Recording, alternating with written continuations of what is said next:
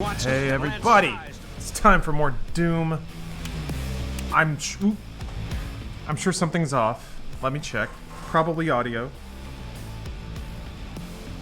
How's everybody doing? You got the OJ workout tape? Man. You would think there's a lot of OJ memorabilia that's going for a lot of money now, but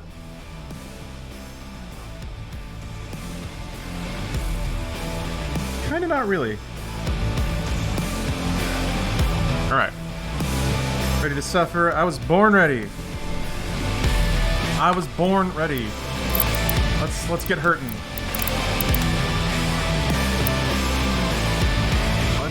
Let's feel the suffering. Get them demons. Heard of the microwave beam stun combo. Looks like you pop a demon with a beam for a second, they stagger, and it gives you enough time to switch weapons and get a shot in and switch back to stagger with a microwave beam. That sounds against all the evil that hell can conjure. That sounds like something that would be useful against one demon. Mankind can produce. Did microwave beam get buffed? We will send unto them only you. Rip and tear until it is done. Sorry, guys. I got it. There's no fucking way to know how loud an individual game is going to be, ever. Until it gets that loud. Okay, I think we might be good now.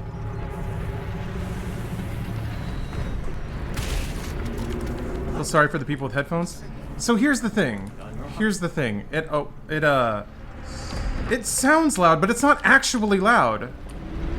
That's the wildest thing. It's hard capped at like -10. So like, if you had it turned up to the point where it was audible in the menus, it's not actually going to hurt your ears. It just sounds distorted. I don't know. It's weird, man. Audio's weird.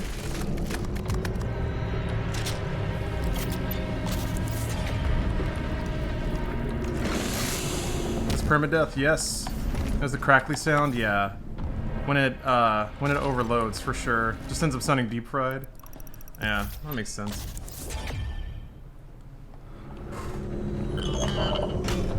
It's also such a narrow window to hit too, of audio being extremely audible, but also comfortable at all times.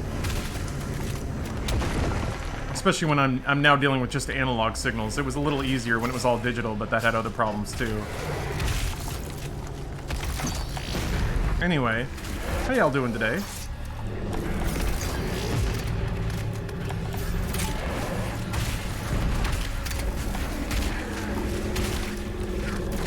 Oh yeah.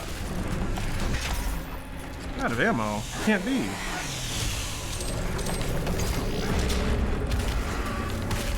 It's gonna take a second for me to warm up. That's always the case. Which again, really scares me because this game is longer and can't really be beaten in one sitting. So we'll see how Ultra Nightmare works out.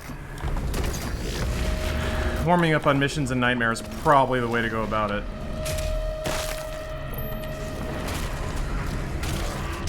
I don't even know why I'm doing that. Tiny Boy doesn't matter. King Novik is also a clusterfuck of voice modulations. That's true. But still. Yeah. Sony's delaying the PS5 event. It's gonna be really interesting to see how PR tiptoes through this. Someone's gonna have to be the brave one and be like, okay, we'll talk about video games again. And see if everybody boos them. Boo! So someone beat Ultra Nightmare in under 5 hours? That doesn't sound possible unless you're doing, like, stage skips and stuff. I don't know how that... I mean, maybe it's possible, but... Maybe. I'm sure it's possible. I just don't know how. Holy crap. Live in Oklahoma right now. Still with a sign saying justice for George in front of a police station. The cops acknowledge me. Some people drive by through shit. Wow! Imagine throwing shit at someone. Just holding a simple sign protesting the killing of an unarmed man. Imagine being that pile of shit. That's the world, I guess. Alright. The Nightmare run took me 12 hours, the one where I actually made it, no speed running, just focusing. Yeah. That sounds a little more on point, and that theoretically could be done in one sitting. That's starting to push it a little bit, though.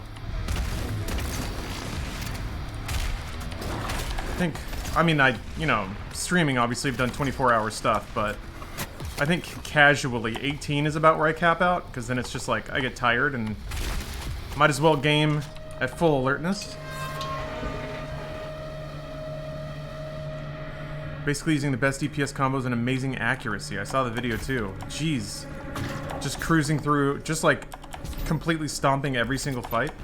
I guess if you had most of the fights memorized and you knew like what enemies were coming out where, I have seen that like judicious and effective use of the BFG can make some 20-minute fights last about 1 minute, so 12 hours in game, probably spend a total of 15 including short breaks. That makes sense, yeah. Just get some distance, walk around, let the eyes relax for a little bit. Cause yeah, I remember losing some 2016 runs just because I was tired. And like I could feel my reaction slowing down, and I eventually got caught. Being in a peaceful place right now fills me with a complex cocktail of relief, guilt, and confusion. Yeah. I mean, I was already experiencing a weird flavor of survivor's guilt by just with only Corona, just being like, I'm in a place where I can still work and enjoy what I do, and am, as far as my lifestyle is concerned, relatively untouched. Well, you know what? I don't know. I say that, but then again, at the same time, there were also some work opportunities that... Oh, what the... Blah, something just got in my eye. I think a bug flew in there. Dabsiak, hey, how you doing? Whoa! Hello. I can't use... Oh yeah, I have another gun. Oh, good. Alright. Jarsho Nailus beat the game in under 5. That was batshit crazy and really fun to see live. An Ultra Nightmare? Man, I gotta check this stuff out. Maybe I'll get some tips.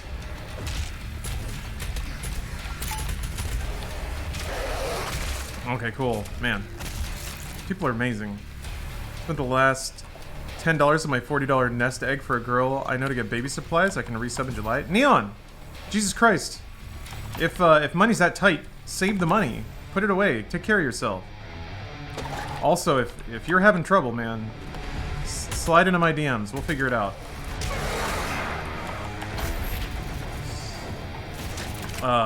It's hard for me to make mental peace with the fact that I make any money playing video games, but the way that I can make the mental demons calm down a little bit is by trying to help people out who are in rougher spots than I am. So yeah, if you or anyone else in chat, if you guys are having a rough time right now for any reason, let me know. We'll figure it out. Whoop. Hey, Ranger. Thanks for gifting a sub. See? Look at that. Community. Community helping out community. Bros helping bros. I watched him Ultra Nightmare speedrun first time this morning. Shit's crazy. The person just doesn't miss shots. Yeah, that's actually really vital. It's something that I started to notice near the end of 2016, and it matters even more in Eternal. You have to hit all your shots. If you miss one, then it's like, it just shifts the timeline down of when you can start removing demons from the fight. And it's like the longer that certain combinations of demons are in the playing field, the more at risk you are. So if you absolutely nail all of your shots, then you're going to remove the most dangerous enemies as quickly as possible, which makes the fight like easier to navigate and easier to predict. So like, if a fight starts and you know there's a carcass in it, and you just nail that carcass right away before he can do anything, you completely change the texture of the fight, and made it, you know, way easier and less volatile. They don't miss, but also some optional enemies just straight up dodge and keep moving. Yeah, knowing what's important and knowing what you can just let go. Like, I mean, these guys don't matter. If I had the plasma, I would kill them for this guy, but I mean, frozen demon with frag grenades. Ooh. Tom Cruise can't lose. Thanks for gifting a sub. Oof, Voodoo, yeah. I expect there will be multiple times of getting to Icon of Sin and then dying. Stream is the Sanctuary. My Sanctuary right now. Your GTA stream last night was awesome. I'm glad to hear that, Chris. Yeah, I mean, if I can... The least I can do, really. Like, actually the least. Is to just play video games and be nice. Less shotgun, more machine gun. Tap, tap, 2 bullets to the head on innocent soldiers. Otherwise your shotgun will get out of ammo quick. Good point, said. Yes. Webcam freezes? Yeah? It seems to only be happening once. Like, once it warms up, it just kind of doesn't do it anymore, but... Thanks for letting me know. It's a pretty severe expression we got going on there.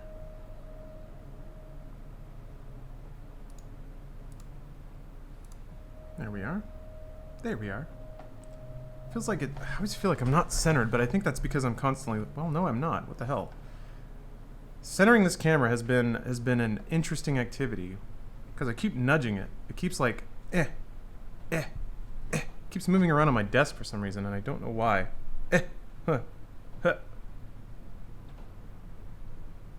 Okay. We'll say that that's good. The thing that, like... It's just the symmetry of this chair that makes it really obvious when it's not dead centered. Especially when it's cropped like this. Twitch plays centering camera? Yeah. I'll have a little Roomba on the floor that you guys can control and nudge the camera either way. I think a couple of nails won't fix.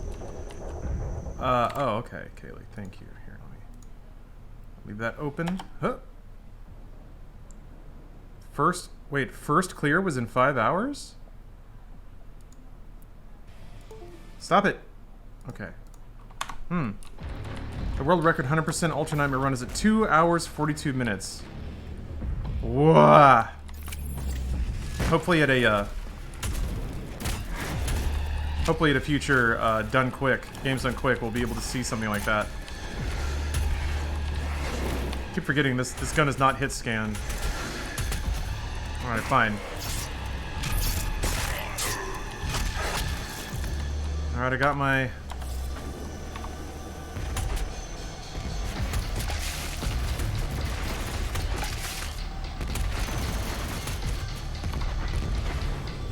Got my free fuel. Oh.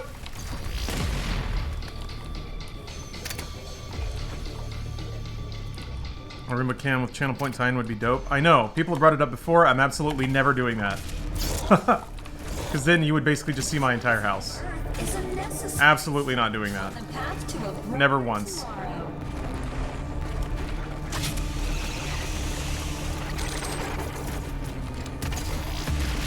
Yeah, the Doom Eternal environments are so good. Da-boom. Are you hiding in there? Oh, just little things like my address, my physical location. Mounds and mounds of bad dragon dildos. Mounds. That could become stunning for big enemies for just a second, then switching to missiles and super shotgun. Yeah, somebody else has said that. Big demons by themselves are not an issue. I've never really had a problem with like one Baron of Hell. It's the combinations of the littler boys.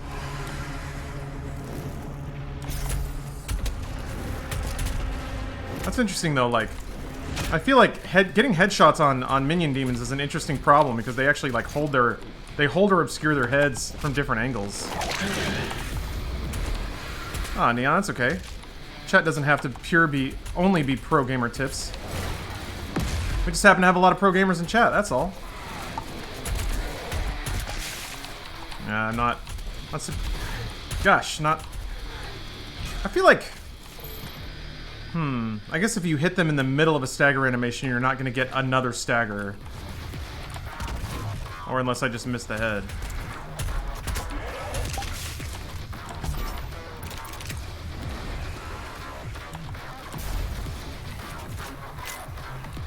Where? Oh, there you are. Also, like, if you're moving, the unevenness of the ground makes it really difficult to line up headshots. I guess this is why people with good aim are better than me. Just summarize that really quickly. There we go.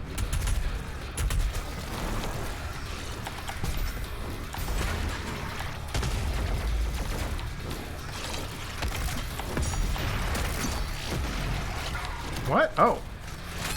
Fuck me! I did not expect to land on a man and then have death rain down on me like that. 2 health. 2 health. There. Jeez. I have prestiged by playtime, not skill. It still counts. It still counts. It doesn't matter if you do something... It doesn't matter if you do something quickly and expertly, or you take your time doing it, it still gets done. It still counts.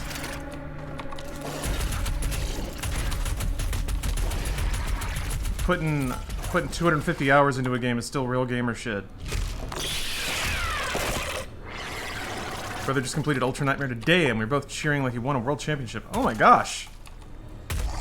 That's amazing. I feel like... I wouldn't have expected this, but I feel like I'm hearing about more people beating Doom Eternal on Ultra Nightmare than the original Doom. I think there's... Well, the original is 2016. I feel like Doom Eternal's mechanics invite exploration of higher skilled play than 2016's did.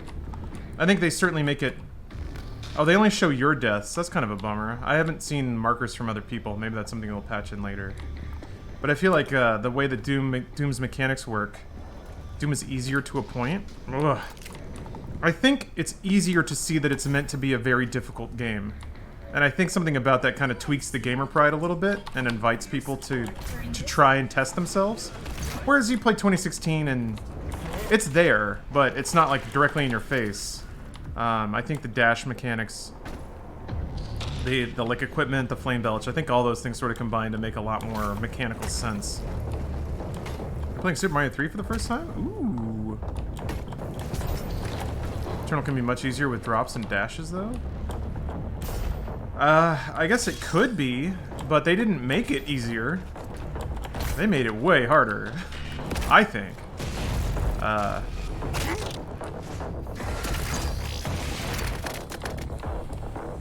It is interesting though, playing on Ultra Nightmare so far has sort of reinforced, or like it's given Chainsaw Fuel a whole other meaning. Trying to use it now is more like a oh shit button to get rid of large demons rather than just an everyday thing, and it makes ammo management so much more important too. Gosh. Just in awe of this at the size of these game mechanics. Can't play Doom without the dash. Yeah, going back now is rough.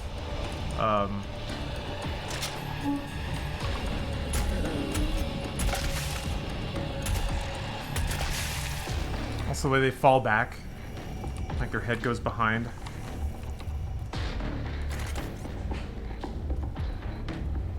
That's actually a pretty good ad.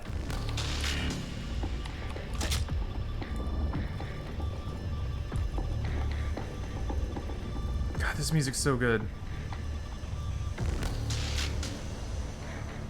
Oh, you're gonna try to play on Nightmare? Nice. It's fun on Nightmare, but boy, does it put some walls in front of you.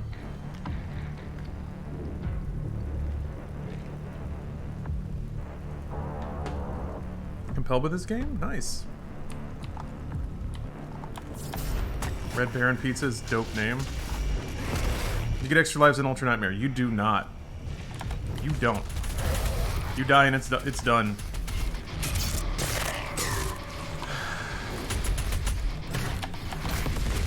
Fuck.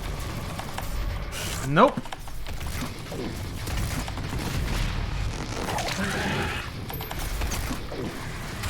Gulp.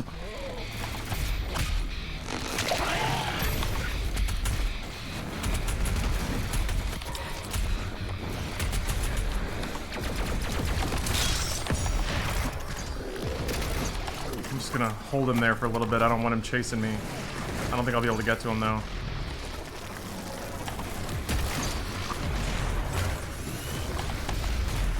Whoop. Shit.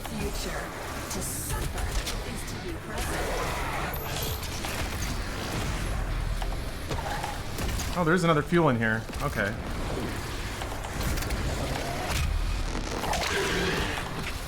Whoop.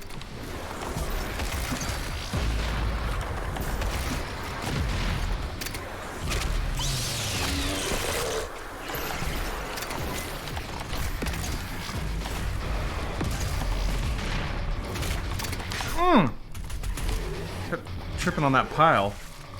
What's up, Mr. Diminutive? That felt good. That felt like...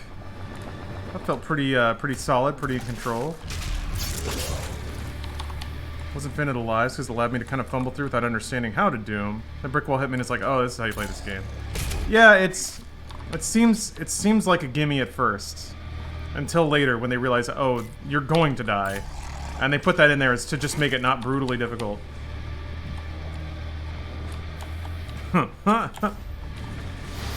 Sucks my time zone doesn't let me watch streams too much. Good luck with the run. Hope to catch you again soon. Ah, is this really late for you, said? Yeah, I don't... It's kind of difficult for me to go live earlier than this. I mean, if anything, I go way, way later than this, but, you know. Time zones are a bitch. I just need to move the sun. That's it. I mean, if it's a flat Earth, it should be simple, right? Oh, right. Now is when it starts getting a little messy.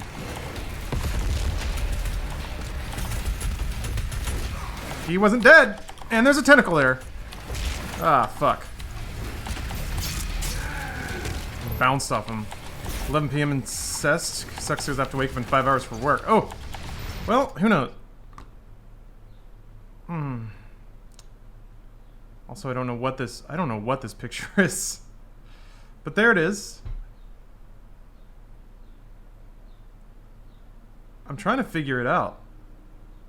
It looks like it's the same lady. The makeup? Alright. The Nuva got me. Does that mean I gotta start over? Or do I get the Alt F4 checkpoint? I beat the game! Hey! They're judging you? Maybe.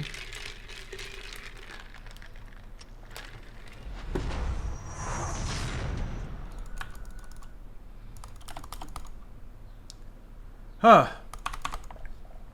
De nouveau. Damn you. Who is Bethesda? I think that was her. Alt F4 crashing, you get a checkpoint? I thought so. I mean, that seemed to be the way it worked in, Alright. In 2016. Yeah, checkpoint or beginning of game. I guess we'll find out. Yeah, too easy. Hey, look at that. No problem. Hey. No problem. Never had a problem. Everything's nifty. I'm gonna go this way first. Stick to the outside instead of running on in. Wallflower this shit.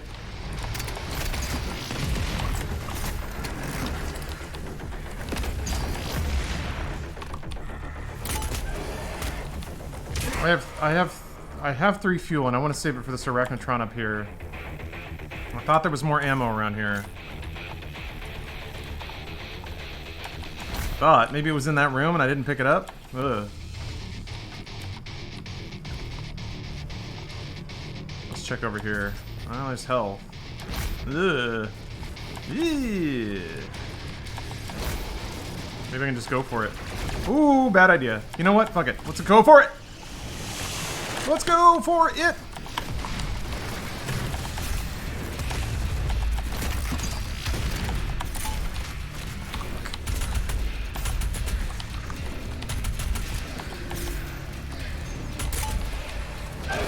Alright, no problem. No problem. Balls of steel. Man. Pretty classic internet. Balls. How the GTA 5 story ending go? Very well. That was a very satisfying ending. Pretty video gamey, but you know, whatever. I feel like GTA games are always a weird slide from like trying to start with a somewhat rooted and believable narrative, and then by the end, you know, you're machine gun jetpacking all over the place. That's what it feels like. Yeah, 35 minutes of credits. I didn't make it through the whole thing, so... Did I actually truly beat the game? I don't know. But it does feels like it's a new day. It's a new day for all of us. Let's see here. The next shame game I have to beat is Nier Automata and Subnautica. Those are like 2 games that it's inexcusable that I haven't beaten. But at least I did GTA 5. Yeah, I'm dead. Early Duke Nukem soundboard Ventrilo harassment videos. Classic.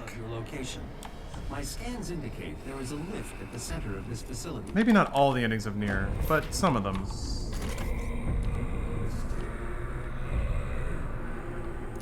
That's very cool.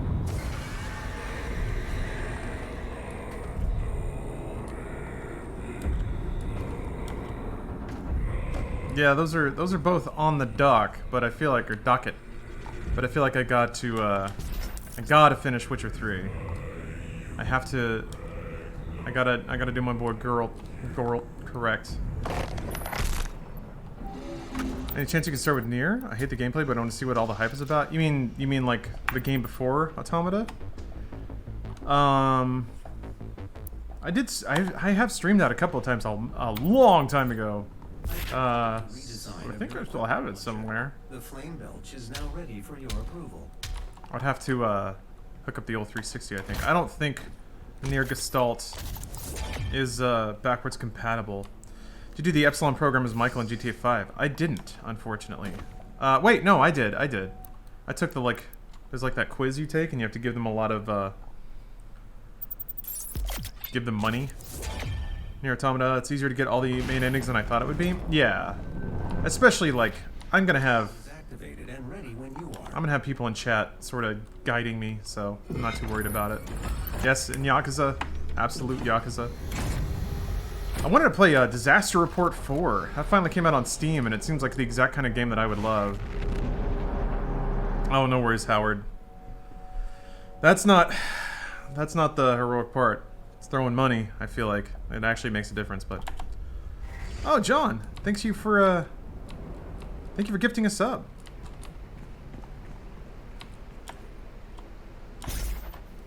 Do all 36 variations of Witcher 3 endings? I've already gotten a few of them, I feel like. Yeah, sure, Milk. Feel free to drop me a question. I'm not sure that I'm gonna be all that helpful, but I'll try. 2B fueled my obsession with backless dresses and back windows? Oh yeah, that makes sense. 2B's character design is an interesting study in how to make something classy and exceedingly horny at the same time. So, you know. Utmost respect for Yoko Taro. Wait, Yoko Taro? That is him, right? The moon-headed man who likes anime broads. Oh, you can just explode her dress away. I know. This is what video games have struggled to be for so long. Fuck. Oh, I can't be goofing. That Cacodemon still up there too. Huh? No, he's not. Okay.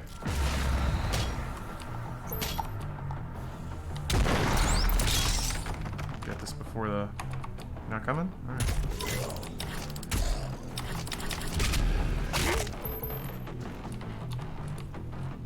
Yeah, the honesty is appreciated.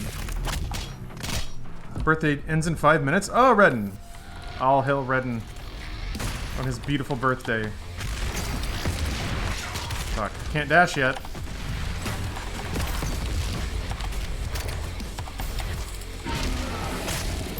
Ugh.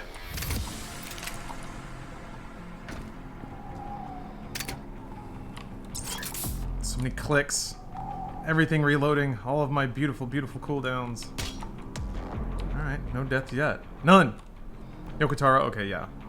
Actually quite like his female characters. He tends to make them exceedingly horny and then still give them compelling character and provide depth to their quirks. Yeah, yeah. That's, to me, that's... Not that every character has to be horny as hell, but... That's the right way to do it, you know? The Bayonetta style. Although Bayonetta as a character is not super complicated, but... It's more the visual language of how she moves and attacks. Just the best. I want to play some goddamn Bayonetta 2. In addition to Bayonetta 2. Another game that I never finished. I beat Bayonetta 1 way back in the day. And Bayonetta 2 was better. I just don't know why I didn't get to it. Never got all the way through.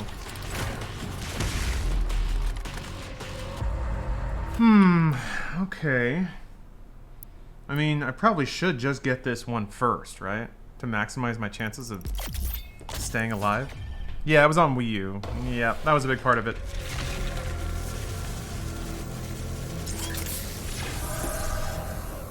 You're right, Bayonetta also backless character design. Man.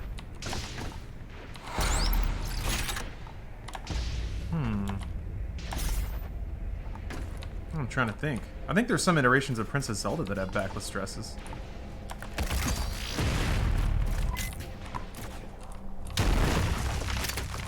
Oh, why go in here? There's no reason. Just take a pair of scissors to everything.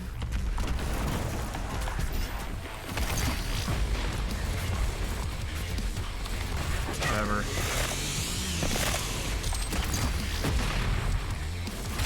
Can't think of a... So, like, I feel like it's just playing it safe until you get dash, and then a lot of these fights are just not an issue for a while. Bayonetta's basically a femdom? Yeah, I mean, they're not even coy about it. She's fucking stepping on dudes with heels and whipping them, kicking them to the ground, laughing while she does it. Yeah. It's awesome. It's awesome. It's like, for all the like, Dead or Alive character designs where they got their tits hanging out, and it's like, but no, she's actually strong. Like, Bayonetta is actually that. Like, literal sexualizing, or sex is literally her weapon. So good. Yeah, Kamiya's ideal woman. Yeah.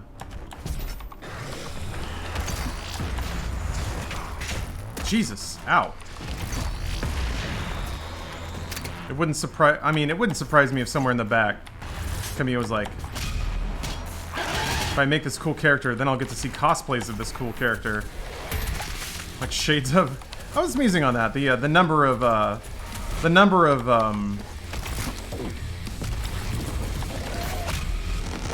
stories about animators where, like, there's like Garfield, of course, but all the other, like, comics or comic book related narratives where the comic book artist just writes themselves in as a main character.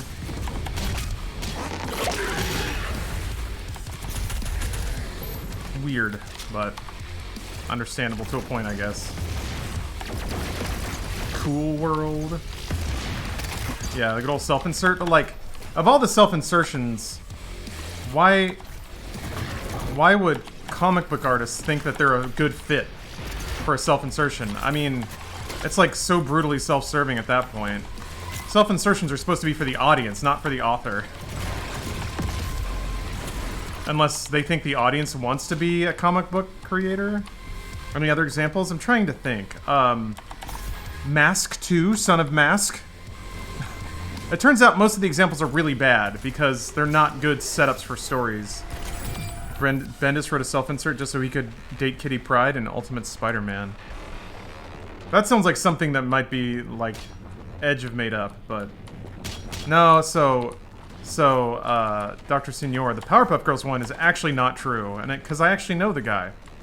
I've actually met him, and that's, it's pretty compelling, or it looks like it's pretty compelling, when you see it as just like an image meme. But, yeah. No, the dude who wrote that show has, like, is a very well-adjusted, functioning adult. It wasn't even his idea to draw the character that way. He did write that episode, but I think it was somebody else's idea on the production staff to do that. And it fucked his life up, man. People came after him hard, and he's like a really nice dude. Really nice, normal dude. Yeah. Yeah, it's kind of a shame what happened there. That's one of those, like, circumstances combined to create a, like a situation that seems so self-evident on the outside. There was an episode of Powerpuff Girls where, like, a character gets put in and they become ultra buff and then, like, hang out with one of the Powerpuff Girls. I don't know. Everyone saw it and then assumed that the writer merely wanted to write themselves into the show so that they could hang out with the Powerpuff Girls. Because I think that's what everyone would, like, everyone who jumped to that assumption, not you and not anyone in chat, but the people who, like, basically created the narrative and then pushed it really hard are probably the kind of people that would do that. I don't know. That's my assumption. A lot of projection going on there. But no, nobody like... Nobody's that dumb. Unless the, unless you're the author of, or the screenwriter for Cool World. Stephen King did write himself into his own books, literally, in the Dark Tower series, though. That would have been really fun if the Gunslinger movie wasn't horrible and they actually got all the way to that. But yeah, I mean, I'm pretty sure Stephen King's on record saying he doesn't even remember writing some of his books because of the amount of drugs he was on.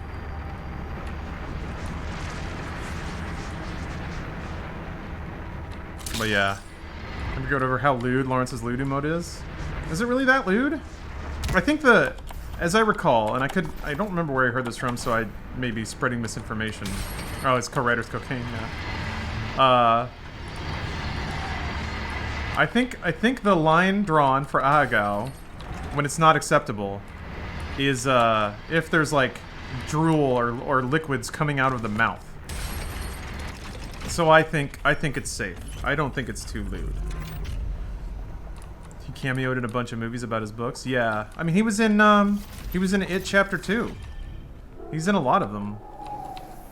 I think he directed some, which didn't turn out super great. Couldn't get through Dark Tower. Wizard and Glass turned into Jane Austen knockoff at the start, and I fell off. Yeah, Milk Carton, it's interesting. Wizard and Glass, I thought was a pretty solid book, but it is very teen romance. And King can be a little creepy when he writes about teen romance sometimes, which, shockingly, he didn't really go into bad places there. I don't know. Wizard and Glass was cool because it was a wild departure. I mean, most of the books in the Dark Tower series are just genre speaking completely all over the place. It's a very Marmite book. That's an interesting phrase. What is that? Does that mean just like very basic or very like comfort food style? Call that part in a teen romance? Yeah, between Roland and whatever her name was. I can't remember.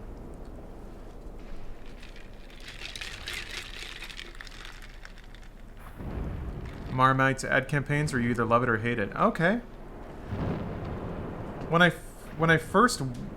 Oh, not Dark Tower, It. Oh, gotcha, yes. Well, yeah, no, that's not romance. I guess more like writing teen and underage characters. King can go for it a little too much sometimes. That's his thing, though.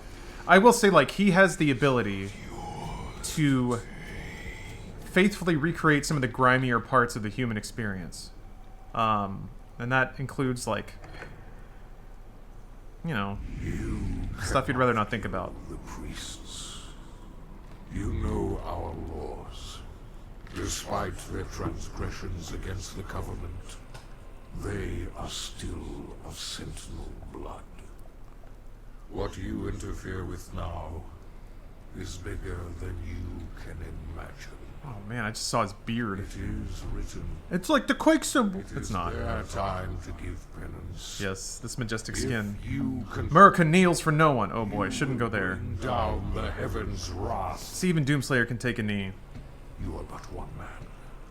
We'll say that. We'll say that. No longer your people to save. Oh, you got to dip out of a meeting? All right.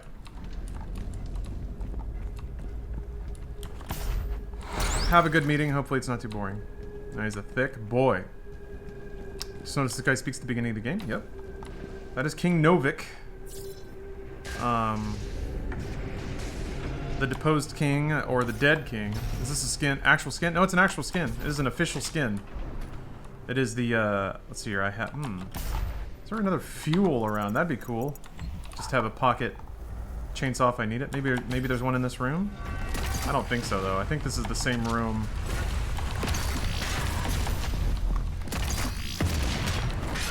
Fuck! Oh, boy. Look out.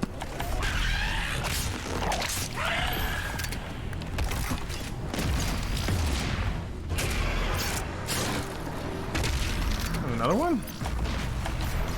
Yeah, there's another one, alright.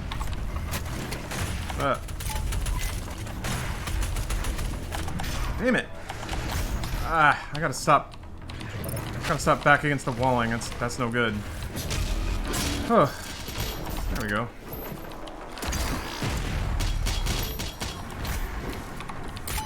Yeah. Shadow Mask. Thanks for the sub. Does the hitbox change? I'm gonna hope not. There's no way that skins have like a mechanical impact on the game. That'd be insane. Oh! I'm gonna go in here now. Food showed up as soon as you started. Your point about Wizard and Glass. Would you mind TLDRing me on your point? I don't think I had one. We're just chatting, that's all. My main, like, I didn't like Wizard and Glass much when I first read it either, mostly because I was more interested in the narrative as it was set up in book 3, and also the setting of books 2 and 3, the sort of like Mad Max dystopian wasteland sort of deal. I was really vibing that, and then it clicks over into this weird like dark fantasy thing. And I also didn't care much about Roland's past. But by the end of the book, I was like, okay, alright, you won me around a little bit. The storytelling here is good. I actually kind of care about this storyline now. And then they followed up on it with that graphic novel that was actually really, really good. So, you know, that worked out okay. Might give it another try, never finished it.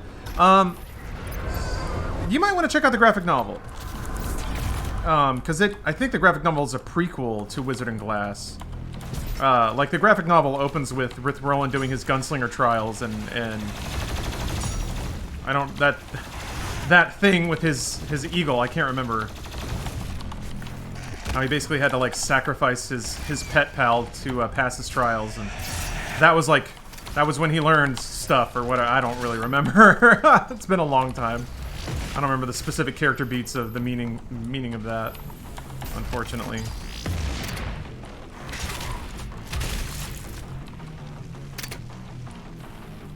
Wizard and Glass is my least favorite of the series. Yeah, Master Chief, and I've known people who love Wizard and Glass and people who don't like it.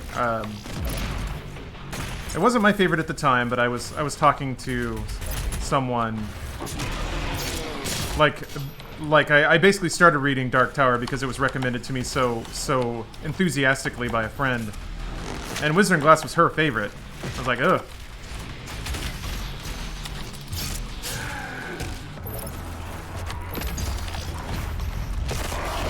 So, it's interesting to compare notes, you know. Wizard and Glass is the best, hands down. See, there you go. There you go. I think Wizard and Glass is probably the most complete and, like, narratively speaking, it does tell a somewhat complete narrative, whereas the rest of the Dark Tower books are just kind of all over the place. What's up, Zach? From There's a Downward Spiral. Yeah, Wolves of the Kala, I kind of liked because it was so goofy, and it didn't really knock me out of the narrative, some of the crazy stuff that they do in that book. I thought it was a little like, okay, Steven, you're just doing whatever. You're just getting ideas and you're just writing them down, huh? But, yeah. Was it Song of Susanna was all about Odessa, right? That was neat. I feel like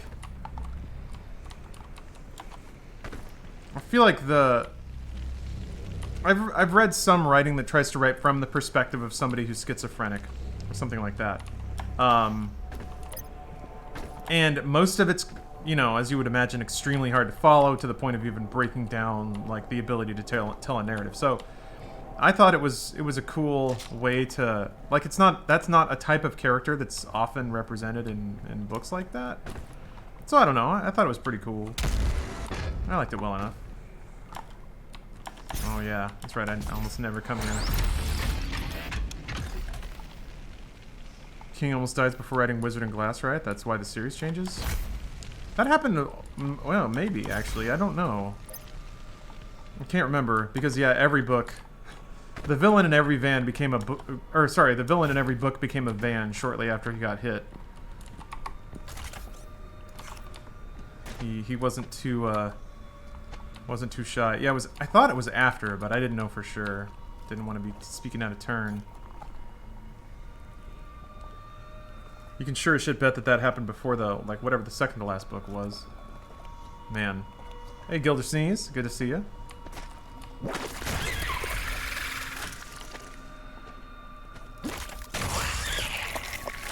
Thank you for the resub, too.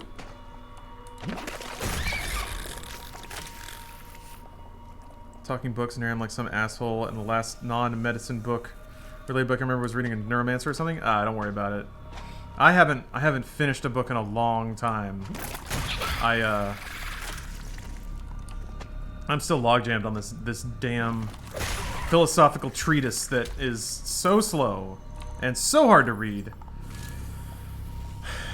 I devoted my life to hitting Stephen King with my advance, but gets better at writing again. Need him to feel real fear. Yeah. No, you need to chase down George R.R. Martin. Put some mortality in that guy. I joke. I keyed. Also, in an inch, I feel like everybody kind of got over wanting to read Song of Ice and Fire. Maybe give it a break. It's fine. Oh, you read American Gods? See, the only Neil Gaiman book I read was Neverwhere, and I didn't like it very much. But I was quite a bit more pretentious back then, and there was just something about the like. I don't know what it was. Just there's something about that sort of British, like Doctor Who-esque vibe that something about it just doesn't ring with me. I don't know what it is. That's like a whole flavor of nerd culture that like just UKophilia in general is a whole like nerd thing.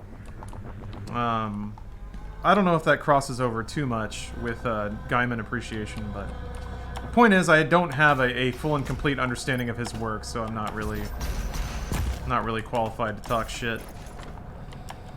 I guess it's the association, and that's all me, by the way. That's me being, I guess, well, bigoted may be too strong of a term, but biased. And I don't know why. I don't want to. I like Monty Python and Are You Being Served? It's just like,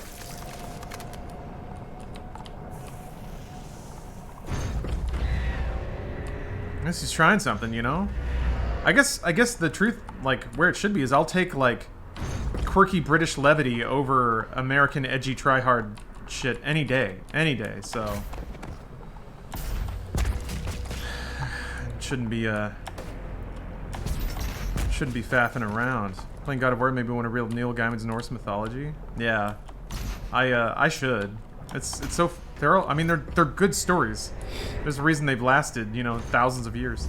I remember Brit 2 and I can't stand Doctor Who on TV. It feels like a recorded theater performance. It's hard to put into words what makes me dislike it. Yeah, it's something about that. It's something about the melodrama and the theater of it. I don't know what that is. I feel pretty strongly of like, if you can't put something into words, then it's probably not good. But like, if you can't articulate it, then odds are it's something in your own head. That's it. This is maybe me more talking to myself than anything else, but to me it feels like if you can't put words to it, then it's emotional, and if it's purely emotional, then it's probably connected with some other preconception or something. I feel like seeking to understand those things is important. For me anyway. If there's anything I have a negative reaction to, I actually kind of try to expose myself to it as much as I can, so that I don't, at least I can try to gain some understanding of it. Crap, he didn't die. There he goes.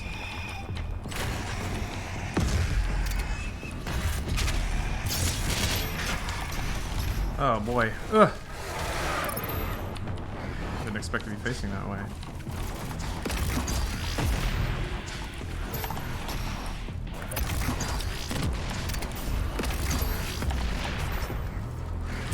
Oh, there's a fuel there. That's good to know. Dashing backwards in this arena is risky.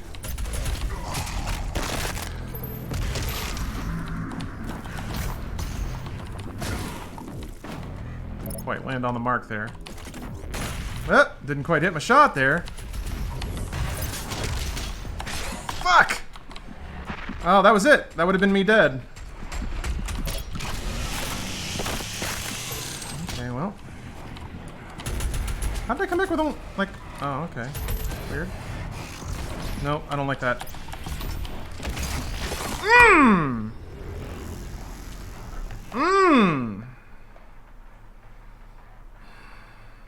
That's what happens when you miss your shots, man. Oof. Oof.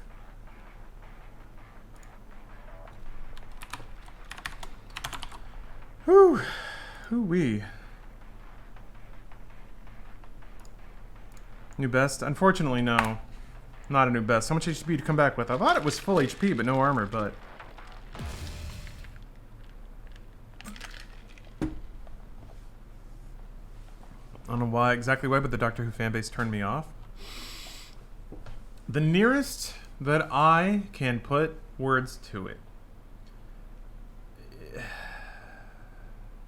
And this is going to sound super hypocritical, which is probably the reason why I can't or have had trouble putting words to it, is that there's something about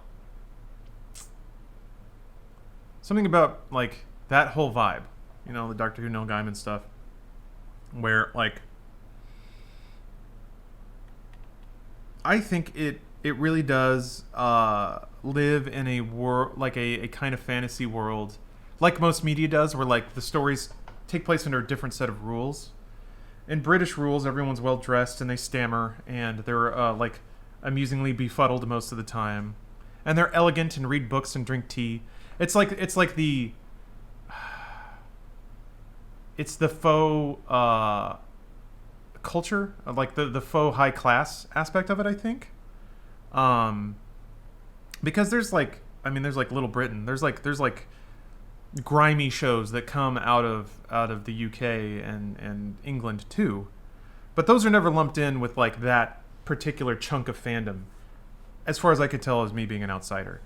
And there's just something about that vibe. The closest I get is like musicals. I just can't resonate with a world where people sing their problems away, and they don't treat that as innately absurd. Against all to me, the best action movies are innately absurd because who's going to like that mankind can produce. Those fights are already absurd. So like something like Kingsman or something like Transporter, something like Crank. Those movies live in a world where it's an action movie world, or at least for the main character, for Jason Statham specifically.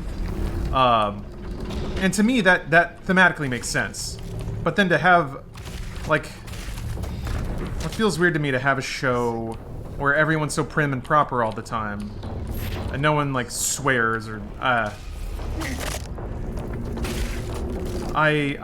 guess to me there's vague elements of like, it's like a different kind of Peter Pan syndrome, or even like cultural fetishism, which makes no sense because, you know, anime is the same thing. It's the exact same thing, just for a different setup. Yeah, no, I know Ghost Spartan. I know it's not. I'm just saying that like the not prim and proper things don't really make it into the group of media that typically falls under the like Doctor Who fandom. I'm making so many wild like assumptions and blanket statements right now that this is nothing. Like this is straight up just me like trying to figure out where my head's at with it. So if you like Doctor Who, Stephanie likes Doctor Who. Like please don't take anything I'm saying personally, because I admit that it is fully what's the word? Sorry, I'm getting a little distracted with all the demons. It's fully hypocritical of me, because I have things that I like that are the same way. You know, it's the same form of media. It's just the knobs are turned a little different. So, I mean, shit, man. Most video games are that. They exist pretty exclusively in a world with video game logic and video game rules, and I'm kind of okay with that. Oh. If it makes you feel good, I have people screaming about drugs at 2 a.m. What kind of drugs? You Doctor Who? Really dislike it because it, like Queen songs? People assume you rabidly adore it too, and felt judged as being a fault for being tired of it? Oh, being perceived as grumpy? Yeah. Well, that goes down a dangerous path, I think, once you start being like, well, I know that if I feel a certain way, people are going to call me out on it. Maybe they haven't yet, but I know they will, and that's when it gets messy. When you start perceiving negativity that hasn't actually happened yet. I really like Halo. There's things I don't like about the direction it's taken, mostly story since 4. The inability for people to accept that times change, games change, features and the pace of multiplayer changes is real tiresome. Talking about like aim down sights and sprints and dashes and stuff. Yeah. I want it to be different but the same. Yeah, Halo 4 had an amazing story. I forgot to come back and get that mod last time. Ah, well, didn't matter, did it? I'm trying to remember what even happened in 5. 5 seemed like it was sort of like it was kind of the Halo equivalent of filler. I can tell that they were trying to see if they could swap the like focus away from Master Chief, which is weird because I feel like they did do that in Reach and ODST. But I guess they needed a new angry, emotionless. Well, angry is a bit strong, but taciturn and emotionless Spartan to lead the series. I was more annoyed at the marketing. The marketing kind of didn't set up what the game was about at all. The marketing seemed like it was like, oh, the UNSC has turned on Master Chief. What? He's gone rogue. And I guess that was sort of true, but not really. I don't even really remember what happened in Halo 5. Why Master Chief was like out on the lam or whatever. But yeah, the fucking ads made it seem like it was a big deal. Master Chief dead. Locke killed him. And like they don't even talk to each other in Halo 5. Yeah. Basically Cortana returned. Oh, that's right. Was he trying to like redeem Cortana or whatever, even though she was, what's the word? Rampant?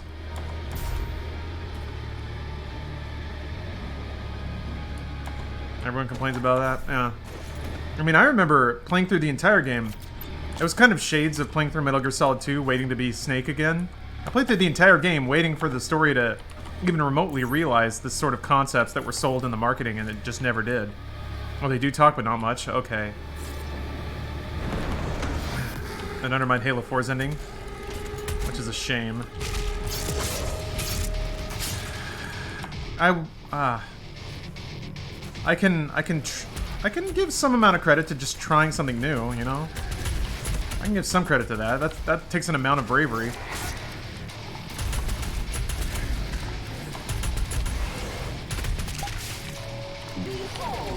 Yeah, Locke and Chief met twice, I think. Yeah, and it wasn't like antagonistic either time, I think.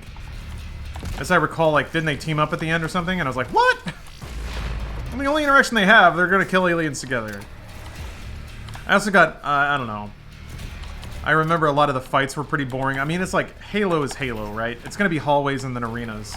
I mean, to a degree, that's what Doom is. Except the hallways are now monkey bars and the arenas are this.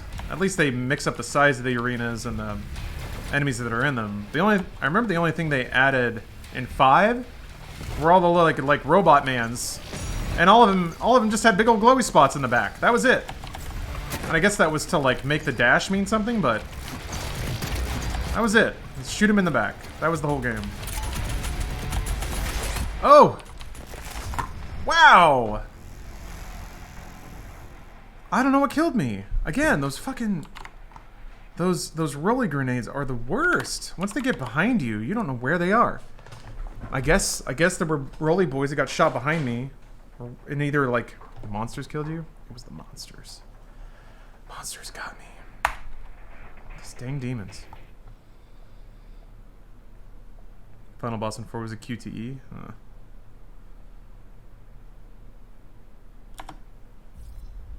Against all the evil that hell can conjure. Yeah, I'm still looking forward to Infinite All too. the wickedness I mean, they've taken enough time with it. can produce, Holy crap. will That send game's been in development for a long-ass time. only you. Rip and Prometheans were another issue. done. Mostly because the knights were extra bullet spongy, which I'm not a fan of as a mechanic for difficulty. Yeah. Yep. Yup. Also, I just remember, like, a lot of games do this, where they have their enemy, and there's like 5 or 6 enemy types in that enemy thing. And then just for the illusion of variety, they have another enemy. There's a new alien. And there's 5 or 6 kinds of this alien too.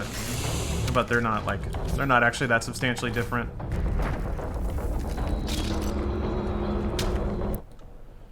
And I remember they had all those guns. And the guns weren't that different either. They were minutely different, but you still had your rifle and your shotgun and your pistol. I guess there's only so much you can do with guns. Was ODST any good? So, I don't know. That's a complicated question for me. Because I think most Halo games are, at best, passable. I'm a bit of a Halo curmudgeon.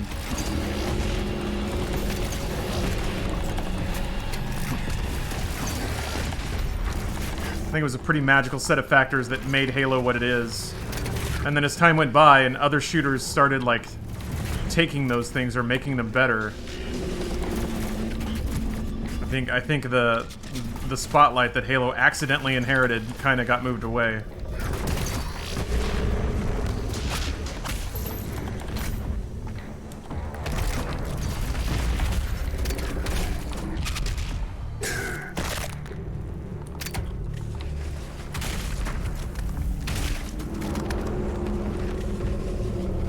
Halo ODST is like Halo 3 but harder? Perfect. At least it was a different vibe and a different feel. They managed to tweak around the game mechanics a little bit. Yeah, to make you a little softer of a target.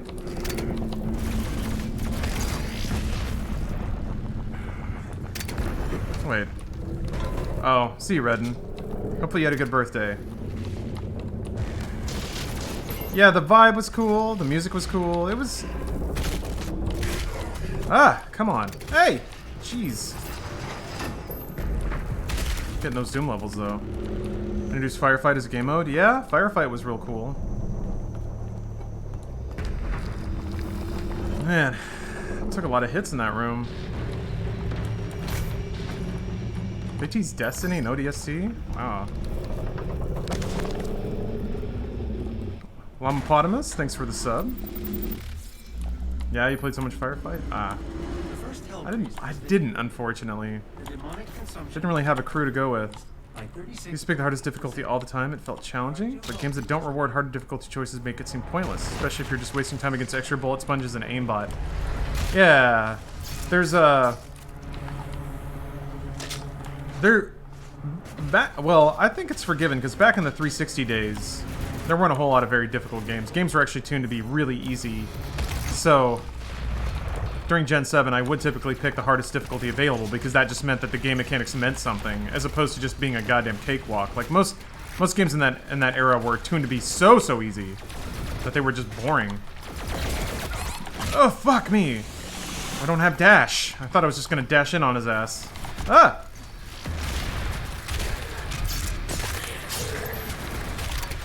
That's also what made achievements interesting. Like, trying to get an achievement in a game was actually a more interesting task than playing the game itself most of the time. Oh, crap. Ah! I picked up that... Oh, no, wait, never mind. Fuel's on the other... I forget that it's the same sound effect to regenerate fuel as it is to pick it up. I keep forgetting that I keep thinking that I picked it up accidentally.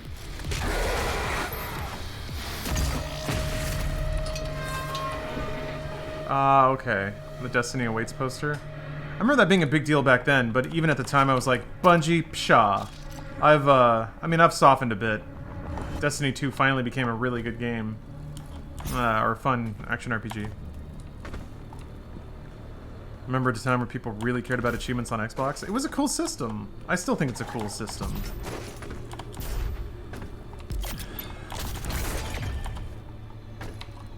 Had to play New Vegas on very hard to have fun eventually. Yeah. A lot of the games in that era, like, they were casting the net as wide as possible. That makes sense.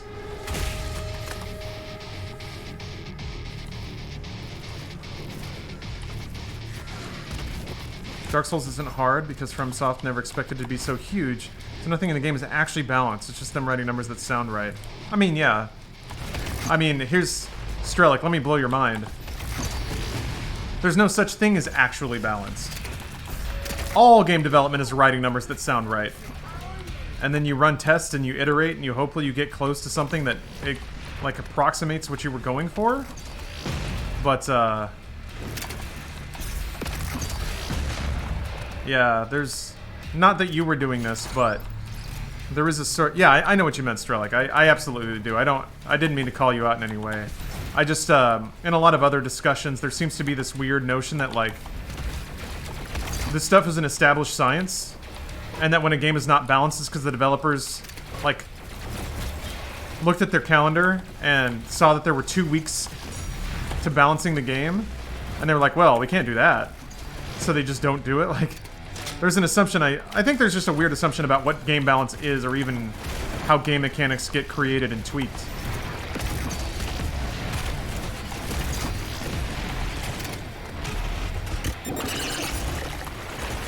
So I guess as long, like, circle strafing seems to be, I mean, at least in that case, it was a pretty good way to avoid or mitigate the bouncy boys.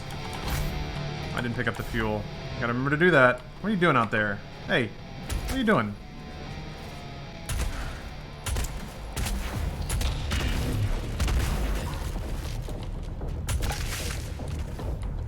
Yeah, circle strafing is as Doom gets, for sure. It's interesting, too, because a lot of the arenas in Doom Eternal aren't big enough to let you circle strafe like that. This game, for me, gets better with added difficulty, which I can't say the same for most games. Because most games have mechanics that don't scale with difficulty. If a game is meant to be just a vicarious success simulator, then, like, you kind of need a fail condition to make difficulty matter. And most games aren't really tuned around a fail condition. It's kind of the opposite. They just want to provide you with endless hours of pleasing and they want to provide the illusion of challenge, but not the reality of challenge. But yeah, Dark Souls is not as hard as it's hyped up to be. It just requires patience. The thing is, like, Dark Souls is just really good at establishing tension. It's the emotion of the moment more than it is the reality of it. Of like walking into a room and seeing a big ass thing come out, and all of a sudden this like choir starts chanting, and you're like, fuck me! And then yeah, it destroys you the first time, because of course it's going to. So it's like, that experience is what represents the Souls series to so many people. But it really is just approaching something with like patience and observation. But when so many other games train you that you can just run up to something and smash buttons and you'll eventually win, and that doesn't work in Souls, then it you know, gets the reputation of being brutally difficult. Strelic, exactly. You have to engage with what it's giving you. If you refuse, it won't let you succeed anyway. Yep. And guess what? That's exactly how Doom Eternal treats difficulty. If you go to a Marauder and you just keep shooting his shield, or just not learning the mechanics the game wants you to learn or perform back to it, you use the wrong guns the wrong time on the wrong enemies, you're gonna lose. And you're gonna keep losing. You won't be able to eventually win that way. Most games, I think, have an eventual win button. Whether it's just tuning the difficulty so that you don't really have to, like, see a fail state, or giving you, like, some kind of RPG leveling mechanic so that you can neutralize difficulty that way. So that the numbers scale to where it just doesn't matter anymore. Overcoming the challenge provides some real satisfaction. To certain people, yeah. I think, I agree. I think where that dialogue usually goes is that, well, then everyone should appreciate that. Like, everyone should feel that satisfaction. Maybe not. Maybe not. Did you ever 206% Symphony of the Night? I don't know about 206. I did the Upside Down Castle and all that. It's been a lot. Like, I think I played Symphony 20 years ago. It's been a while. It's been a while on Symphony of the Night.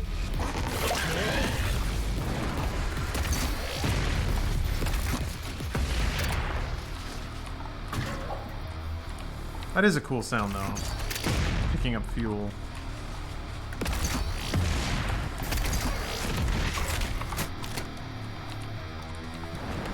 Ah! Shoot. Why did I let that hit me?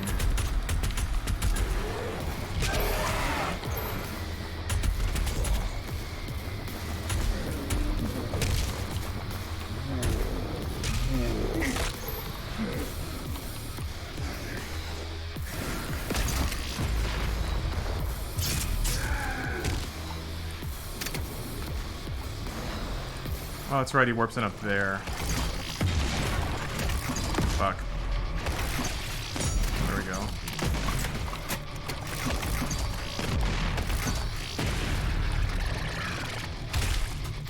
Okay.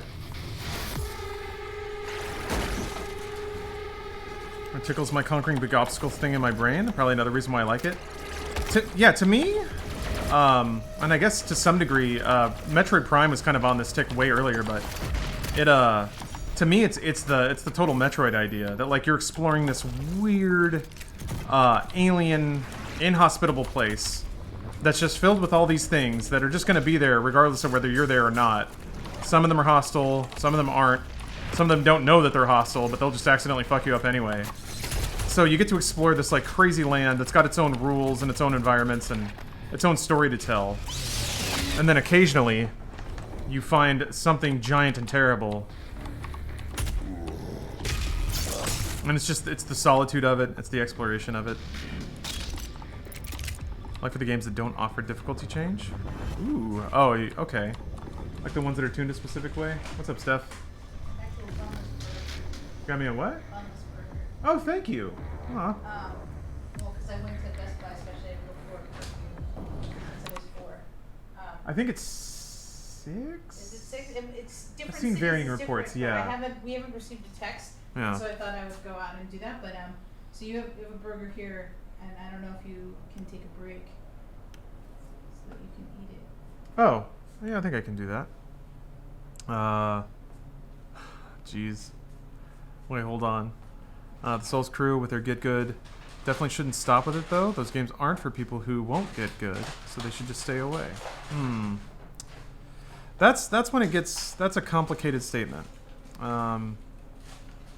Take a break, listen to stuff. I want to beat this level first, but I will.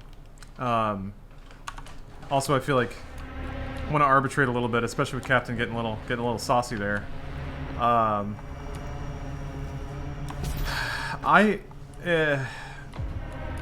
The core of the, like, what makes that I'm trying to think of where to start.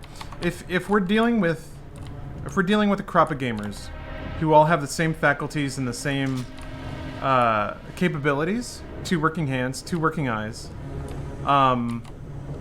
your stance isn't super wrong, Captain. People are allowed to make the game they want for the audience they want.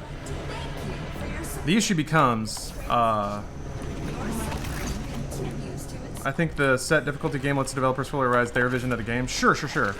But what about people who, because of the difficulty, just cannot play it? Not because they're bad, but because they have physical or mental disabilities that prevent them from experiencing that. This is kind of a busted analog, but I'll put it this way, maybe for just a mental exercise.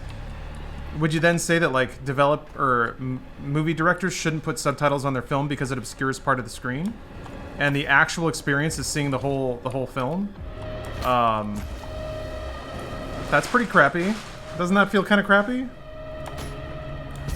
I don't think it's a good idea to argue on behalf of developers. I feel like that's a bit different. Is it though? Is it? Let's say that Dark Souls had a skip boss button. You don't have to hit it, but it's there. And let's say a specific boss requires some dodge timing or something that somebody that has carpal tunnel, they just can't do it, or it causes them a significant amount of pain to do it. Are you saying that person shouldn't be allowed to see the rest of the game because the skip button is so rare? I mean, I guess you're right. Yeah. To a degree. I mean, he's not going to win fights for you, but that is the mechanic they put in to try to take the thing off. I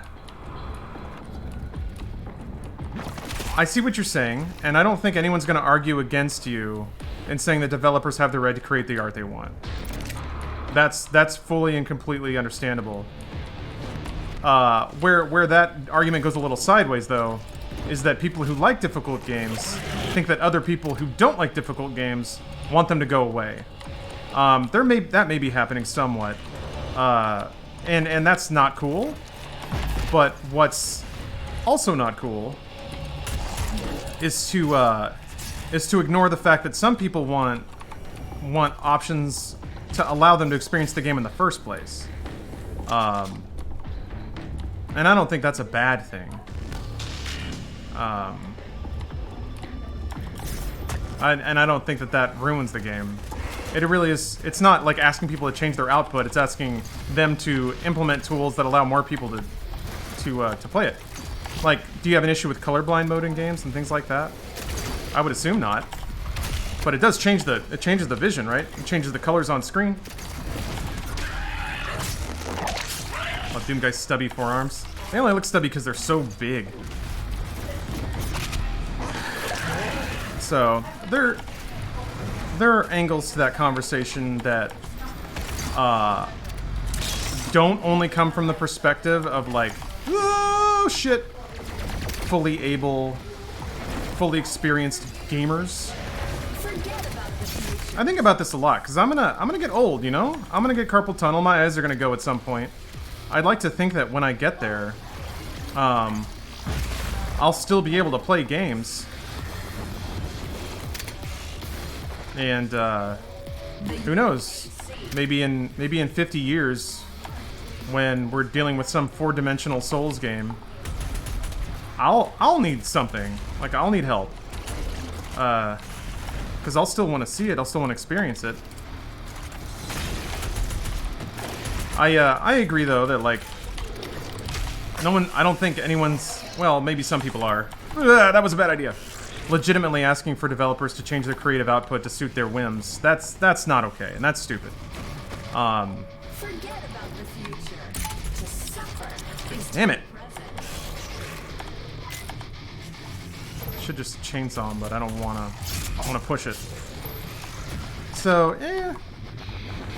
yeah, or when my reactions go, if my brain just isn't fast enough. I feel like the achievement of sorry, hold on. I feel like the achievement of beating a very difficult game is not as rewarding if other people did it too, but for much easier difficulty. Seems stupid, but feels less rewarding. No, there is something about like knowing that there's a bar that didn't move that you were able to clear. But again, I think the thing to remind yourself about is the bar was put there by developers. Like it's not Mount Olympus. It didn't exist before they made it. So in the same way that they had to tune everything else about the game, they tuned the difficulty too. And some of those decisions can be completely arbitrary. They're just not game-breaking enough to warrant revisiting. So the difficulty flow of a game like Sekiro or like a Souls game, it's not really a like, as much as in gamer circles that can be like a calling card or a mark of pride. It's not the same as like accomplishing something in the world that was put there by nature or by God or whatever. It's a man-made thing that's made to be beaten, and beating it or accomplishing it. I guess people get the same way about media. It's like you're not a real movie fan unless you've watched Boom. You're not a real music fan unless you've watched Boom. Same culture, I guess. Trying to account for all those things is a bit much to ask of a developer, I think. A Dark Souls game with a skip boss button isn't going to be that much more doable for someone with a physical disability, though, since the rest of the game is hard as well. Ooh, I don't know about that. I think I think on matters like that, we're both kind of speaking out of our depth, both in the difficulty for a developer. I think a developer should consider those things. Not that they're forced to oblige by them, but I think they should consider them. I think to not consider them that's when it gets really scary. You know? Should you not consider ease of access when you're building a, museum? I do think that it's important for developers to consider all the people who want to play their game for no other reason than the free market. I haven't run the numbers, nor would I even imply that, like, Souls would have sold better if it had those options, but maybe it would have. And then it comes down to, like, well, fine, are developers going to, like, violate their art for the sake of money? And the answer is yes. The answer is 100% yes all the time. There are very few game makers that have an immaculate vision of what they want to make, and they make it, and they stick to their guns, and it comes out, and it sells really well because it's a pure vision. from my perspective, a whole ton of games are just a series of compromises from the second it starts to the second it ends. I'm gonna have some burgers with the boys. Nice. I'm about to have a burger with my girl. As soon as I chainsaw this arachnotron. Ugh. Damn. Frick. Frick almighty.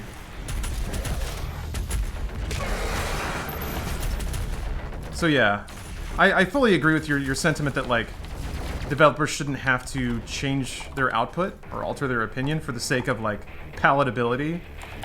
But I do think there are people who want to play video games and can't because they don't have audio restricting options or colorblind options or input remapping.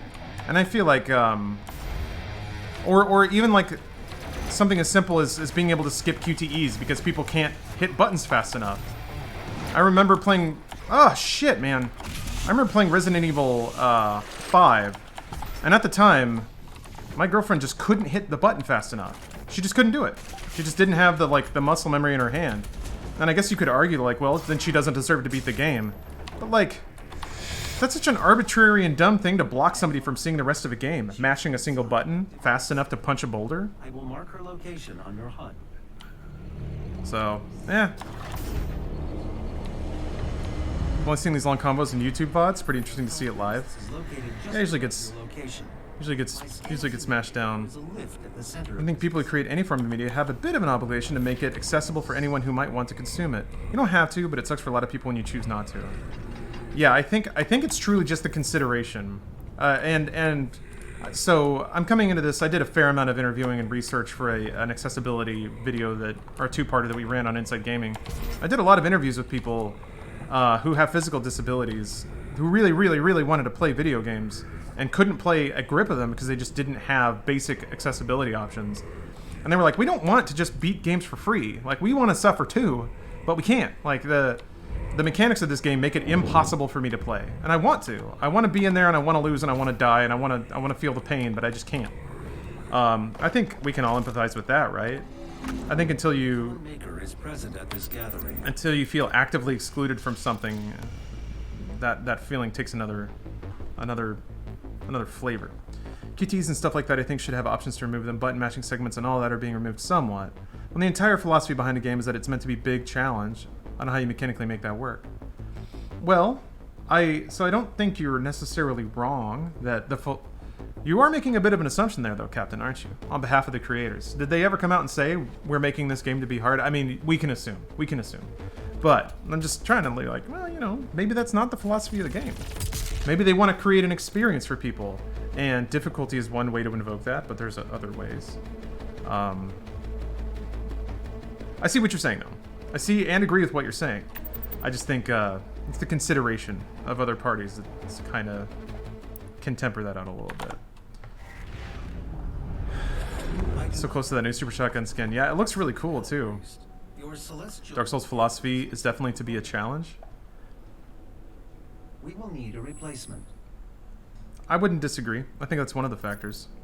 For sure. I've completed the redesign of your equipment. But like, even that has boundaries. Is now ready for your approval. If you like Souls, have you gone back and played Kingsfield?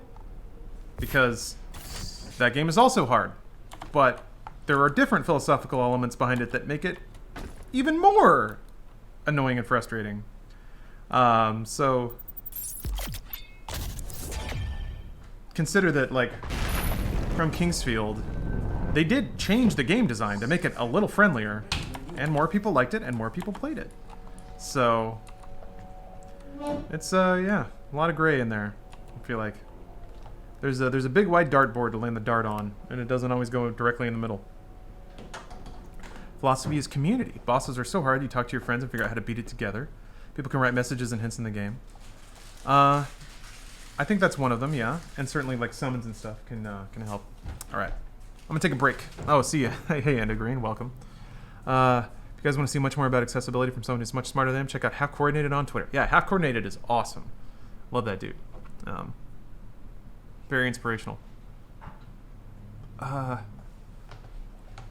Take this out of gaming into a more real-world thing. Why should being in the minor leagues diminish winning a baseball game? It's easier to get into the minor leagues than the majors. So by the logic being thrown around, then every major league player should hate the minors. Oh, and feel like it diminishes their game. I guess it's there's already an established I mean, it's called the minor leagues. It's like it's kind of baked into the culture, but yeah, it's an interesting thing. All right, break time. I'm gonna go eat a Borg. See you guys in a minute. There we go. Sorry about that. Had some secrets to talk about. Thank you guys for calling me on it quick. Yeah, cyber athlete was the coolest word we had, and then it got replaced with e-boy or esports. The World Cyber Games, WCG baby, beyond the game. Oh, I gotta add that music video to MediaTek. It's actually really hard to find. The E-Fleet, yeah. Good evening from Nottingham. Ooh, good evening. Hope everyone is all right and safe. I'm doing all right. A lot of my fellow forgers from Halo 3 were pissed. They took difficult glitches we abused, geomerging, etc., to make maps amazing, were made into features anyone could use, cheapening the Forge experience. Ah! So they thought there was like an invisible handshake to learn how to make these cool things, and once they made it a proper feature, the culture changed. Now anyone can make a good Forge map? Yeah. What's crazy, Gilder, like that... Ah! That dynamic happens all over the place. There's like a good thing that the early adopters find, and then somebody makes it palatable for the masses, and then Steve Jobs with the iPhone, man. Now anyone can use a mobile phone.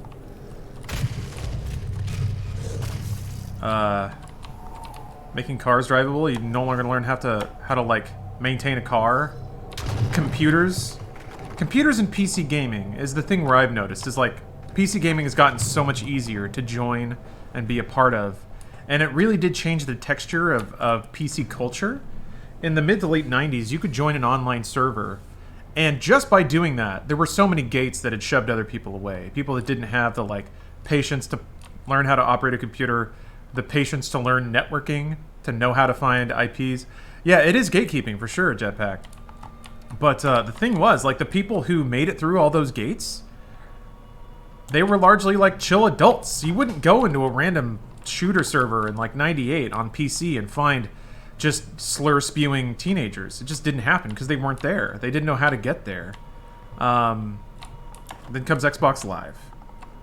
And boy, did it make it easy to play games online. Luckily, the Xbox Live culture has kind of grown up too. It's actually been really fascinating to see. As much as Xbox Live used to have a reputation of just being a slur-ridden hellhole, it really isn't anymore. Or really any online service. I feel like online culture has just opened up a little bit, but it's an interesting dynamic, and not one that I think is super clear cut. I can certainly understand feeling like your club has lost its what made it I forgot to get the mod again.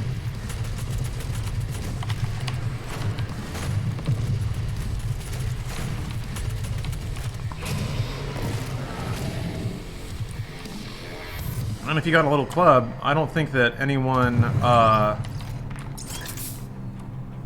oh, you got called the N-word in Modern Warfare Beta when it was honestly surprising? Like, what? What year do you think this is, man? I don't think you can't bust into somebody's club and force it open, you know? If you got a boys club, girls club, you should be allowed to have your club, right? Or should you?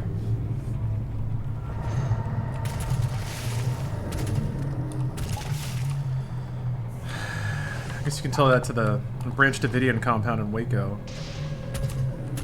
That's an old reference, but I guess there's a documentary about it now. I remember somebody I think sent me a DM or something, and they were like, oh my gosh, did you see this documentary? If it's true, then they busted in and like broke up an innocent cult. I'm like, did you just say the words innocent cult? Because I think you did.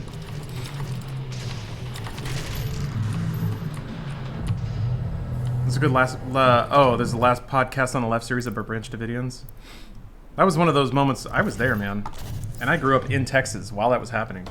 Game audio sounds like the speaker's underwater. Oops! Because I left my speakers on.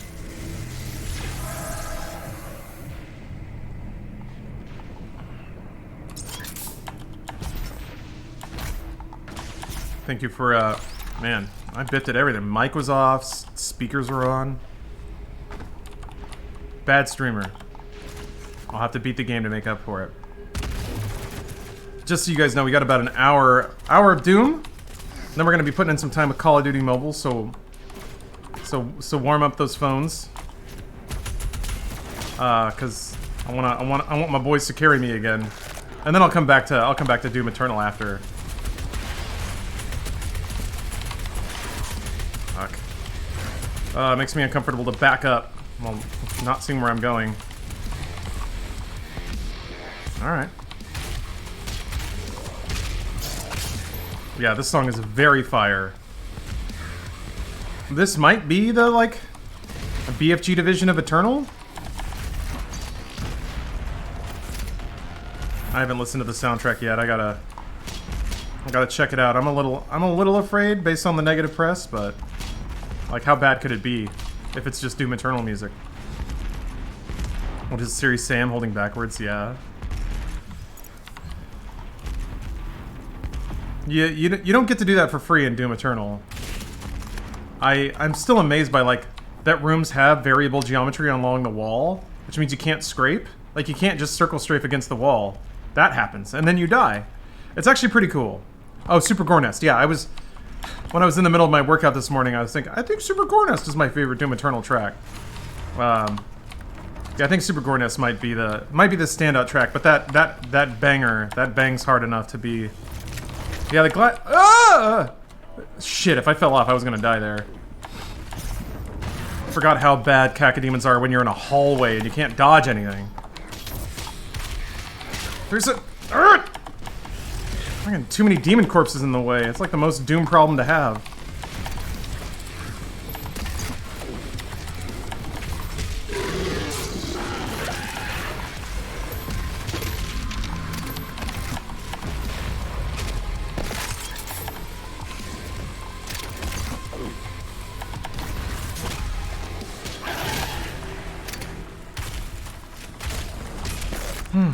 This game looks so awesome. Cali Red, I'm glad you think so. Boy, do I... Ah! I already died! Crap. Okay. I really need to not look at chat during fights. I don't know why I think I can get away with that shit.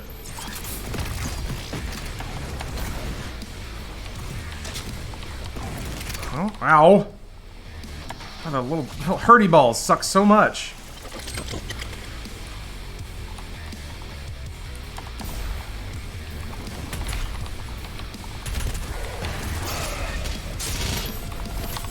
Woo!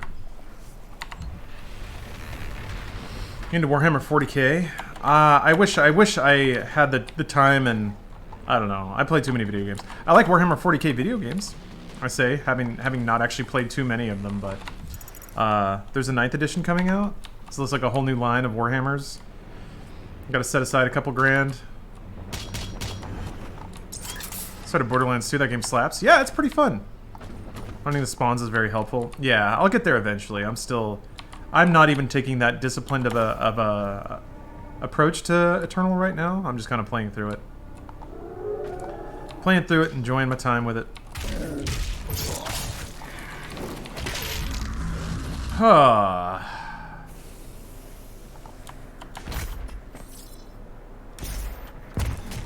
Pretty cool. Would make for a great TV show. Get the dude who makes all those Astartes videos to head it. Yeah, that'd be cool.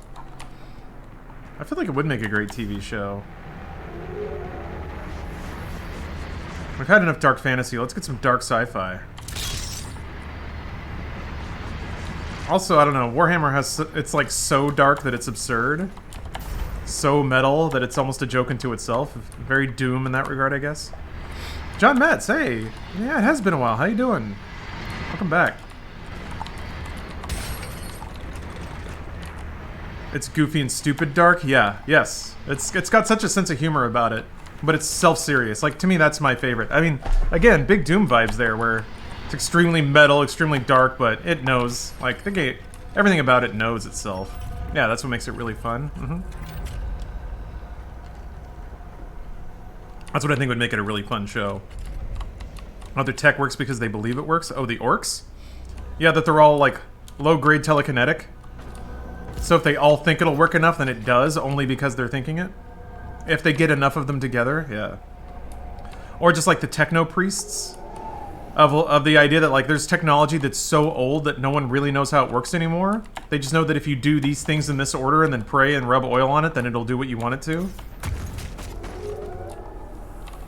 I love the idea of, like, not only one, but many golden ages coming and going, and then an entire universe in decay living in the hollowed out corpses of like, great creations. What do you think the color for invisibility is for orcs? I'm gonna guess green? Like, what color they paint something to make it invisible? That was the idea of the Thor movie. Oh, it's purple? Oh, okay. So if something's purple, they all believe. Have you ever seen a purple orc? Guess I can't say I have, no. And there you have it. There you have it. Proven. Mathematically, scientifically. Case in point. Alright, let's see if I can beat this room. Take an inventory of what I got. I'm trying to remember what's in here.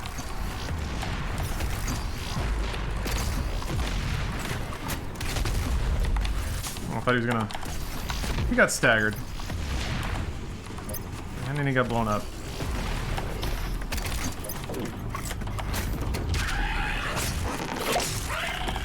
Oh, I thought yellow was faster. Is it red? Okay.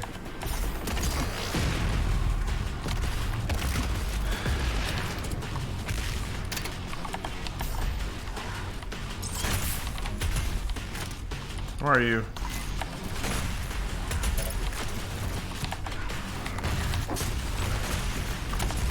Alright. I go getting stuck on the wall again.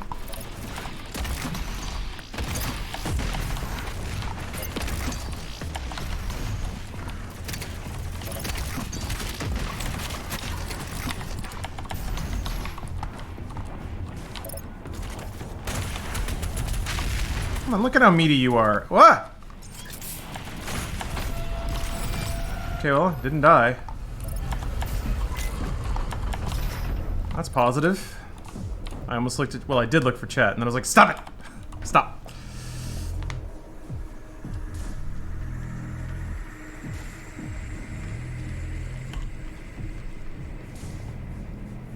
Yeah. I think it's... They're definitely in the same flavor. Doom Eternal and Warhammer 40k. Especially now that the game is dealing with, like, other more ancient races that, like space elves, basically. How many hours are you in? I mean, to this particular run, less than one? If you roll a 1 with Karn's axe, it misses and the attack has to hit a friendly within an inch. That's great. You mean like an inch on the board?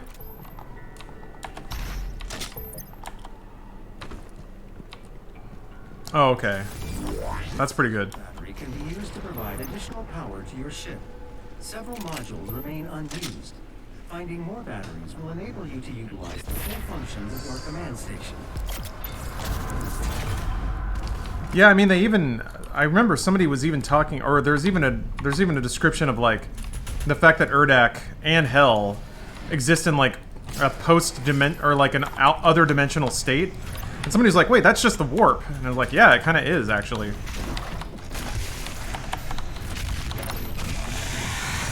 I mean, not even kinda, it just straight up is.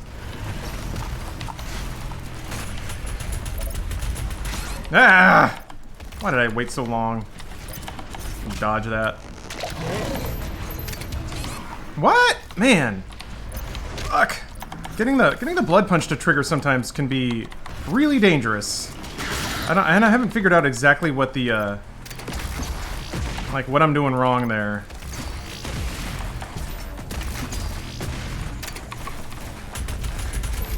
I think it's like within another, like, you can't go from one animation directly to a blood punch. There's got to be a little cooldown.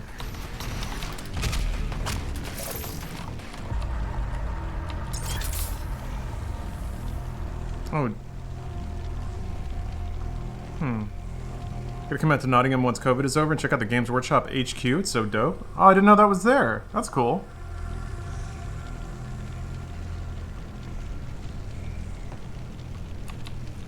I think we get a Bruce Lawrence reads of the 40K preamble. I don't know what that is, but Games Workshop is British. Oh, that makes sense, given the orcs. Always mucking about. Space Marine is a fun game. I really like that game. It came out in a time where nobody was making that kind of game either. Like a single-player action beat-em-up. I loved it. It was so good for like it really scratched an itch when it came out. Not to mention that like it left itself open for a sequel that unfortunately never came. But I was like, I could play a lot more of this. And by the end of it, I was actually interested in the character too, Titus. Man. I need to check out Inquisitor again. I feel like a 40K Diablo-like is the perfect. It's perfect. Like that's exactly the kind of game I'd want. I played it for like 20 minutes, I think like a year ago, and didn't go back to it. But oops. Not like a 40K MMO. There was Warhammer Online, which I played for a bit. That was fun, actually. A lot of the things in Warhammer Online went into a bunch of other MMOs that eventually got way more popular. Inquisitor's better now? Awesome. Ooh, XCOM basically is the Death Watch. There's a Sentinel power core nearby. You can use it to activate the mech and clear a path forward. I think Dawn of War was kind of XCOM-ish. It's just in real time, but similar ideas. Very tactical game. Ooh.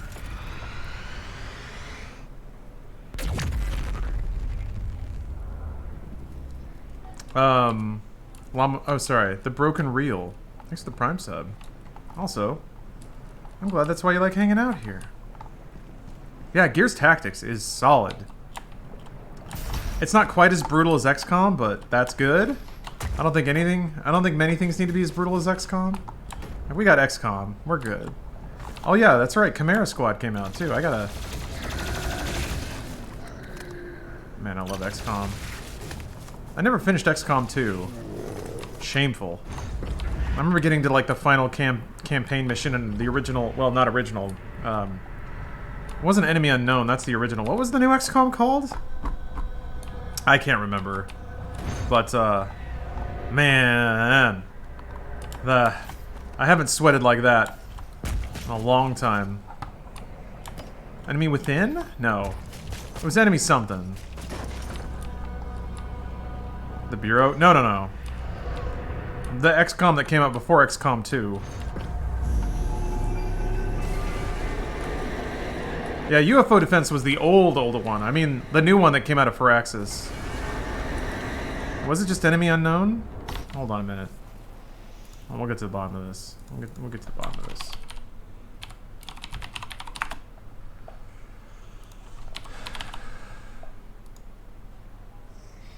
It was Enemy Unknown.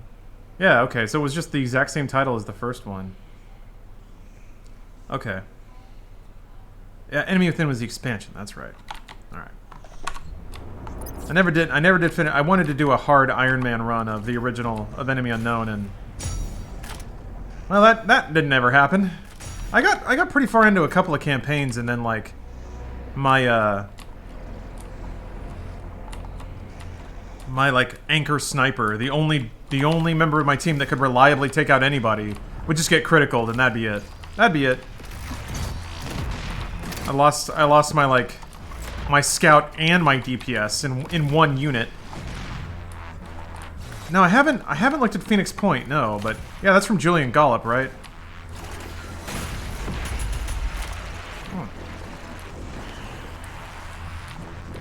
Yeah, Warhammer does seem like a big commitment. I'm glad at least that there's a lot of good Warhammer games, so that like you can still experience the world and the lore of Warhammer without buying a lot of miniatures.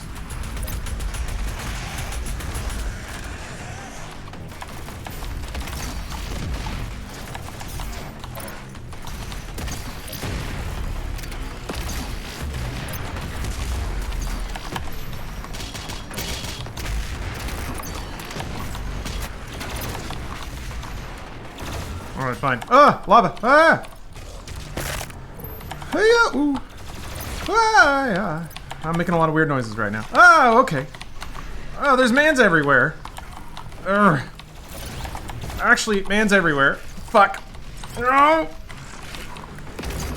I need to get to some kind of point where I'm not just completely surrounded.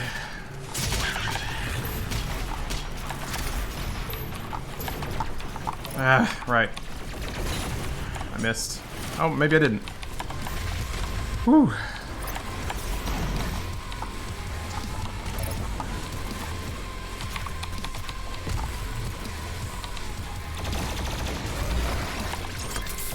Fuck.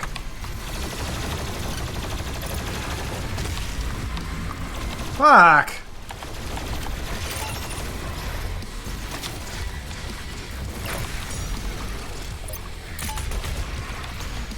Oh, wait. No, I thought I had three. I thought I had three. I thought I had three. I didn't. Oh. Oh, I'm gonna get hit in the air. Ah. Why didn't you mantle, my man? Why didn't you mantle?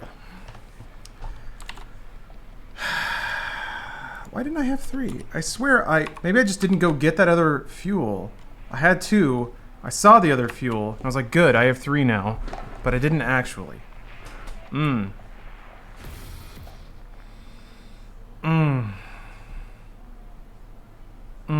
Read blank space. Welcome. Hope everyone's doing well and staying safe, yeah. Or reasonably unsafe. Sometimes you gotta knock stuff over. Mankind can produce. It's the first fight that's just ruined me over and over on Nightmare. It's so brutal, step up in difficulty. You mean the one in, like, the building? With the two cacodemons?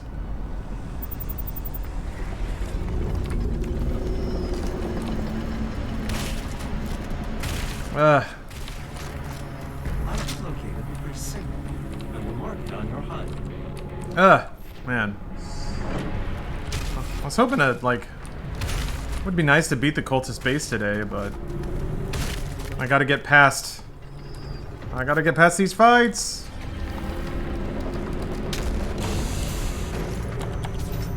Bomb, bomb, bomb. Put on my little helmet. Put on my sticky bombs. What's the first difficulty spike? Yeah, it's one of many. That arena just sucks. All the platforms are real tiny. They're really close together. I mean, changing an elevation usually lets you get away from demons, but since the platforms are so close together, and the arena's filled with very intensely ranged demons, the Revenants and the Arachnotrons, not to mention that the Gargoyles and the Imps and just all of it. That, like, changing elevation doesn't do a whole lot when the platforms are really tiny because they all maintain line of sight with you. So, that arena in particular is a real asshole. Real asshole, that one. That's okay, this is what I signed up for.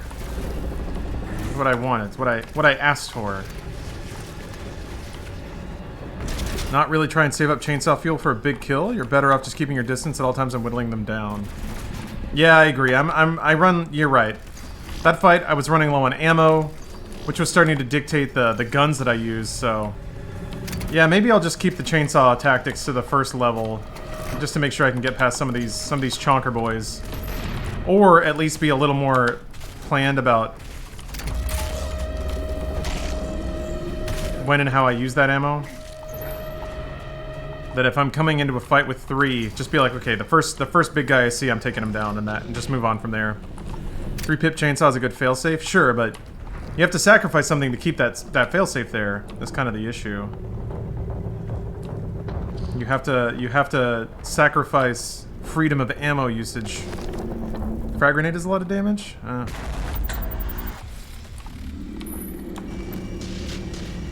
first Hell Priest has been terminated. I've been using it. Demonic consumption of Earth has been reduced by 36.8%. It's okay. I was only doing it so I could actually get that mod this time. That's the only reason I did it.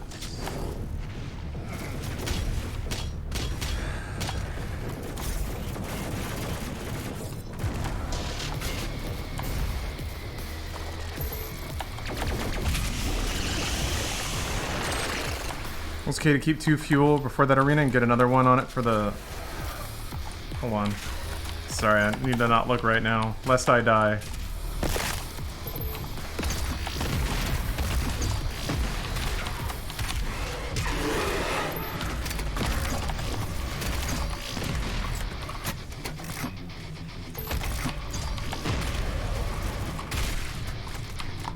I'm missing all these shots. You miss 100% of the shots, you're too bad to hit. Yeah, Geralt, I beat extra lives. With like 20 lives left over too. So I was feeling pretty hot shit for a minute. That went away real fast.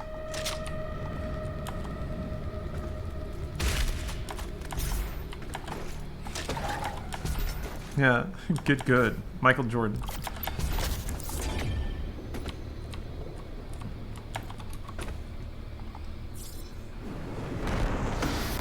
I'm trying, Michael. Out here trying.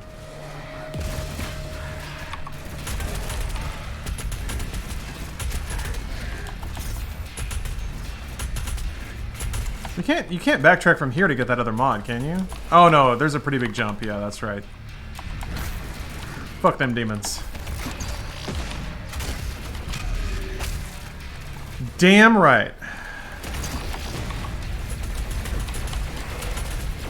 Gotta actually shoot the enemies. Shoot the enemies. Shoot them to death. Rawr. Oof.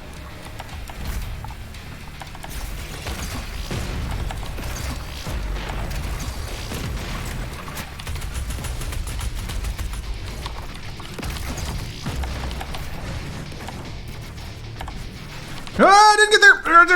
I was like, there's no way I can get there fast enough. And I couldn't do it. I tried though. Whoa. Fuck, man. God, the amount of health they regenerate with if you don't get them in time is the worst! They come back with like half health, I swear to God. Sometimes, and that's what would be the killer in Eternal. Wait, what? I didn't mean to do that. Oh, I guess I got the super shotgun skin. So that's nice. Ooh. That's nice. That looks pretty. Little wood grain there. Black and gold. Mmm.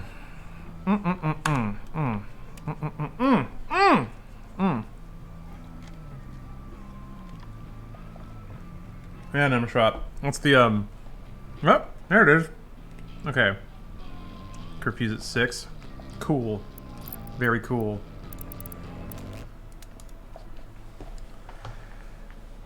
That's rough. Sure is. Sure is. We're gonna get real friendly with the beginning of the game. Luckily, Doom Guy making that cameo in Flat Out 4. All the wickedness that mankind. At least the music in the first level is really good. We will Wow. rip and tear. Curfew now 5 p.m. All right. They can't. It's weird how they push this messaging every day and then they immediately do like a recant. What's up, OC? Good to see you. Spicy Demonade is a crazy G Fuel flavor. I haven't tried it yet. I think that one's been so popular they haven't been able to send it to me.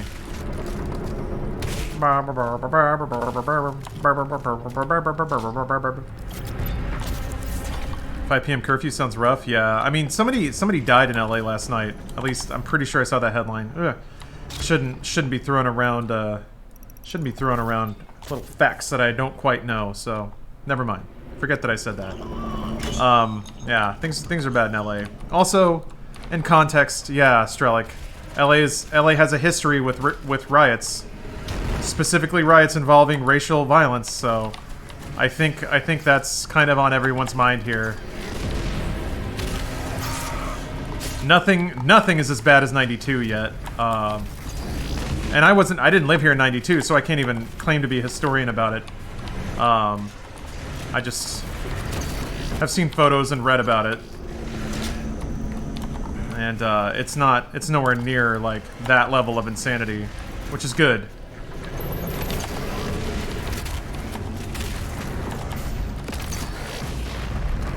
At the same time, man, Rodney King wasn't even killed. So, whatever. I'm not even going to get into comparisons. It's kind of pointless right now. Yeah, right, Quintonius. That's... I promise I'm not going to get down this because I feel like people get enough of this in their everyday. It's not me, like, trying to be coward or dodge the issue. I think I've made my stance pretty clear. But, that's what kind of gets me. Is that, like... Is that... How much... How far did, like, conservative coalitions think they could push it? How far? Because it's been absurd the amount of ground that they're just grabbing right now. And in such short order. And they're not even trying to hide it anymore. I feel like if they were playing a noise game, I could get it. But, man, it's been gross. And I'm like, what did you think was going to happen? I mean, I think they were probably... expecting something like this. Probably figured, I say they, you know. I usually don't like referring to invisible boogeymen, but... Yeah, they're gonna try to grab more with this, for sure. I mean, it's already happening. You know. Labeling Antifa as a terrorist organization, except it was just a tweet. But it is just welcoming violence and trying to make protests sound like they're anti-American. It's like, man, fuck you. Like, how less American can you get? How more obviously fascist can you get? Anyway. I'm just like, what did you think was gonna happen, man? Did you... You know they outnumber you, right? I think... Oh, they do know that. This is kind of the last play. It's kind of the last big play. Yeah. Anyway, I'm done. I'm just like... trying to make sense of it all, like everybody. So... My whole entire ass. Yeah. Country was founded on anti-government protests. I mean, but yeah, you can't tell somebody that thinks that they represent America that they're now the anti-America. Especially when they're being told that they represent America over and over again by, you know, conservative media. You're the only ones that get it. Everyone else doesn't belong here. Yeah, Nitro. It is, and to some degree, it is still about being able to protest, and that's still there, but boy, you can see it getting eroded. I can be your fascist dictator? Great spirit. Because guess what? This Twitch community is a full-bore fascist dictatorship. I guess that's not entirely true. I listen to you guys sometimes.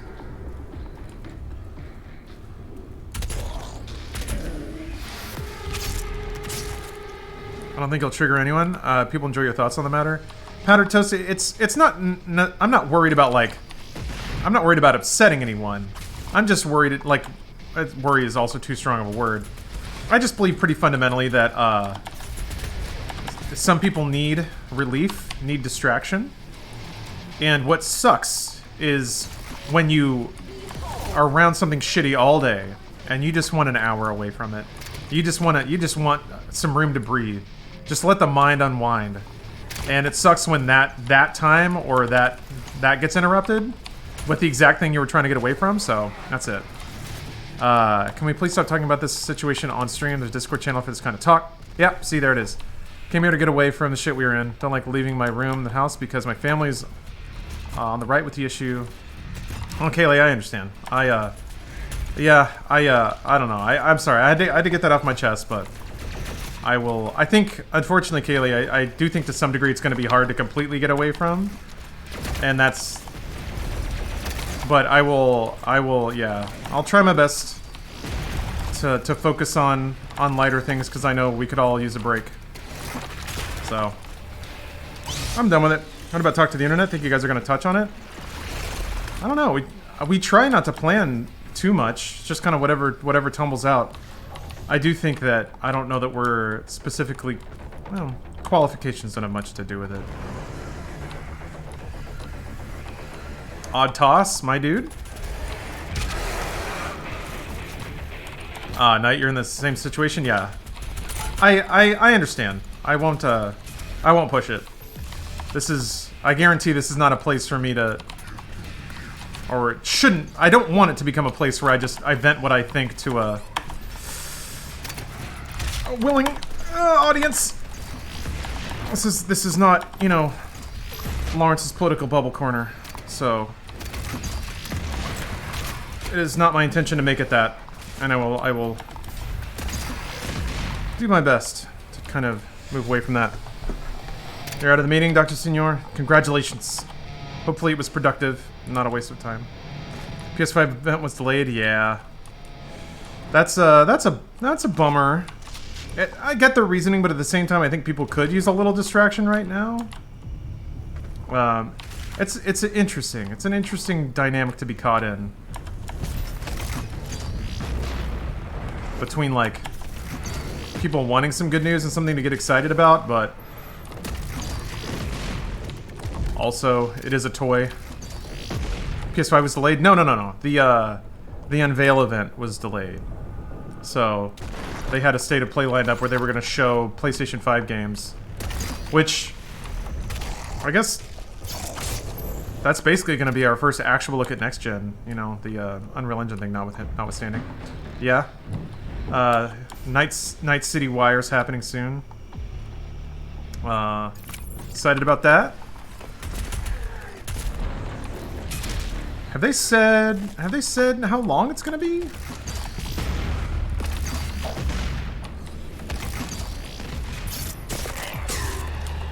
You have a dentist appointment on Wednesday? That may not be a bad thing.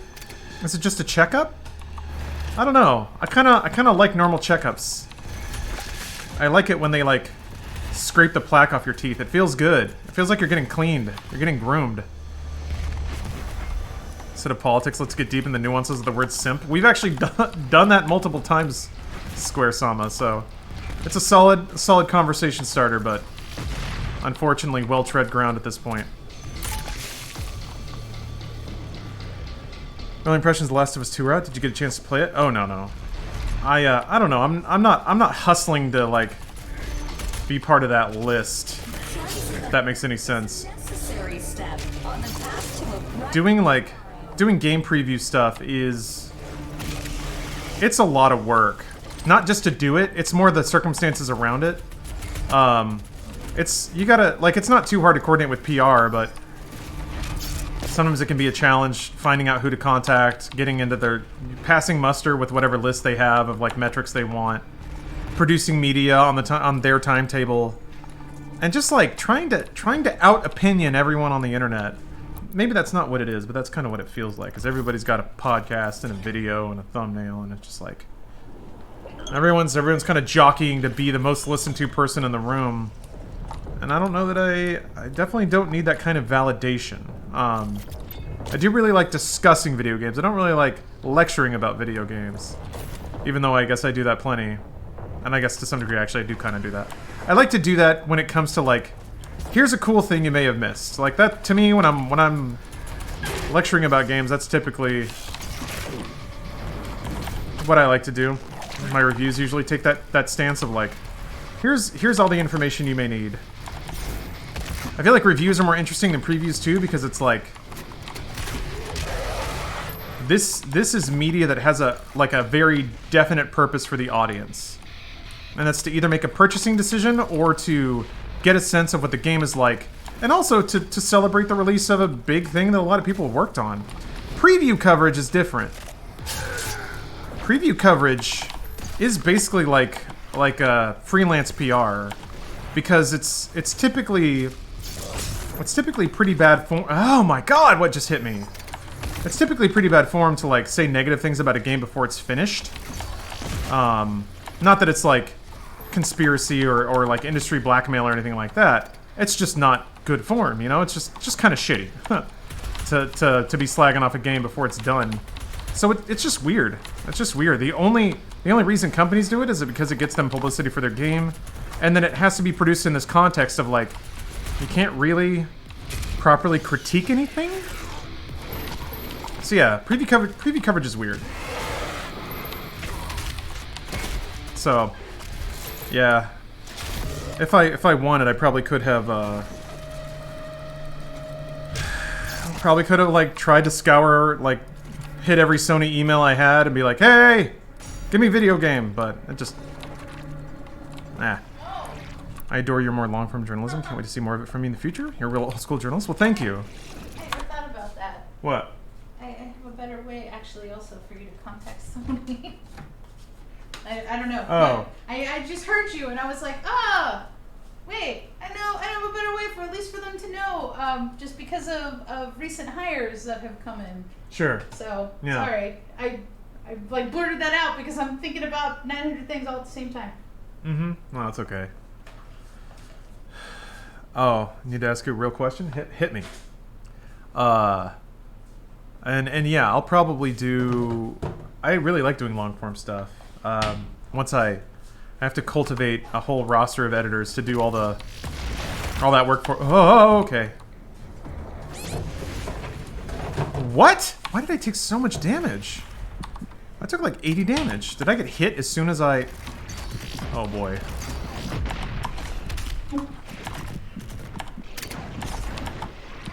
I don't want to be down here, but I want health. Okay, there's some. I just love these little like med packs. Like you open it and then band-aids just fly out and just sticks them all over his armor and then he's good. How do I ask a question? Right here in chat. What do you mean? You just did it. You just asked me a question. And here I am editing. Sorry, answering. Have I mentioned I'm a film student? Well, McCartan, if you have experience with Premiere, hit me up, man. Email, like, if you are proficient enough to edit on a timetable, I'm no video editor, but I'm a copywriter. Yeah, I can do most of the copywriting. The writing part I like, so.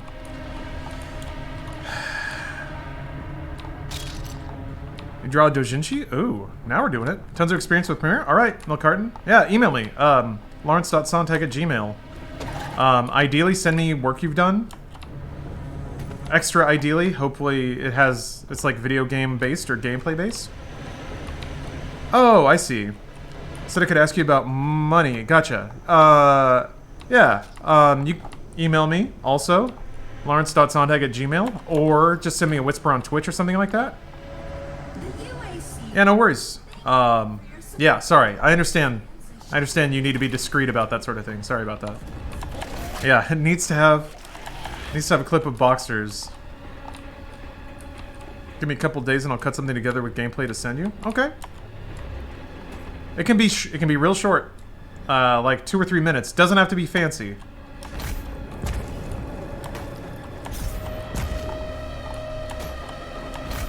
Review or highlight? Doesn't matter. Doesn't matter.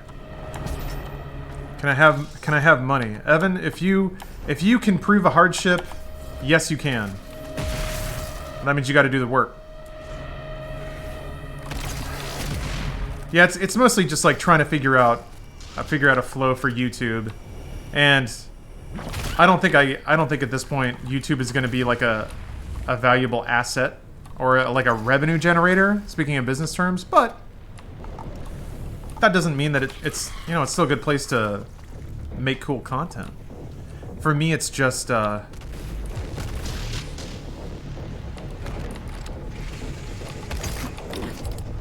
to figure out how that cool content doesn't interrupt me dying in Doom Eternal a million times. Because it's all just time. Time versus money.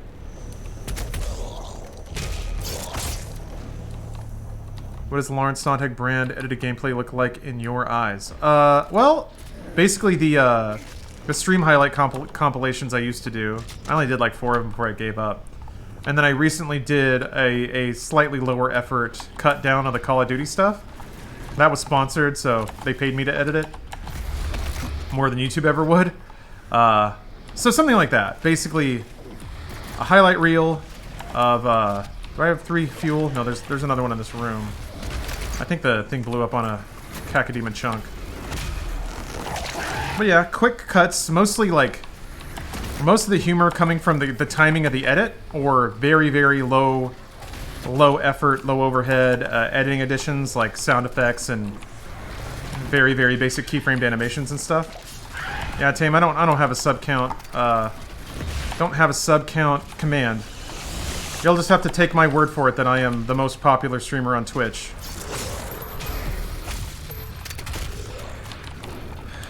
I'm thinking about adding one though. Not because I want to show off, but because it actually I think would motivate people to sub more.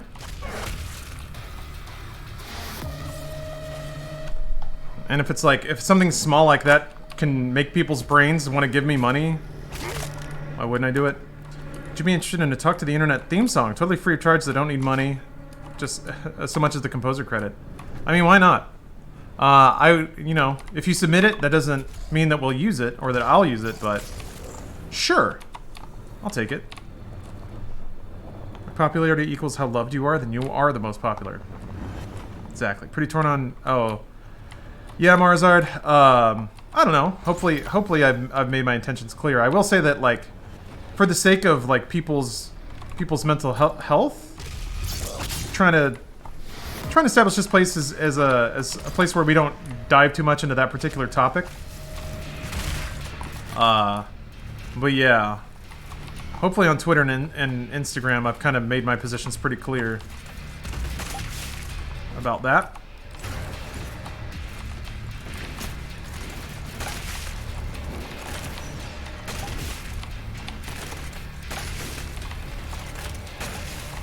Whoa!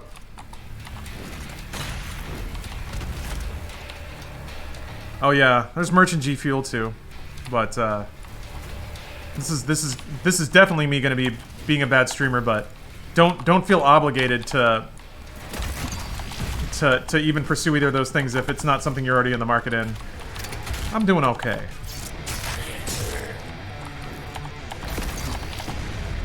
And I know a lot of people aren't, so. Best fuel G flavor or G Fuel? I think it depends what you're into. Wait, they have golden apple pear. What? I gotta try that. I'm a big fan of watermelon. I like the tea flavor too. Shortcake's pretty good. Like G Fuel, the most gamer of drinks. The most gamer. It's got it right in the name. How's there no ammo down here? That's pretty interesting. Oh well, doesn't matter.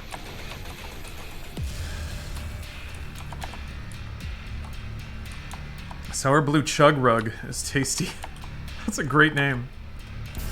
Is there a way to read a newsletter that was sent while email settings were disabled? Kind of. I post them all on Patreon, so you could go and like pledge $1 and read whatever it was and then cancel it. It might cost you $1 though. Hey! Alright, never mind. Also, yeah, G Fuel comes in hydration flavor. Sorry, gotta keep remembering to roll the shoulders back. That's something I keep forgetting. I keep hunching. I feel like some muscles in my back. I can feel they get a little strained.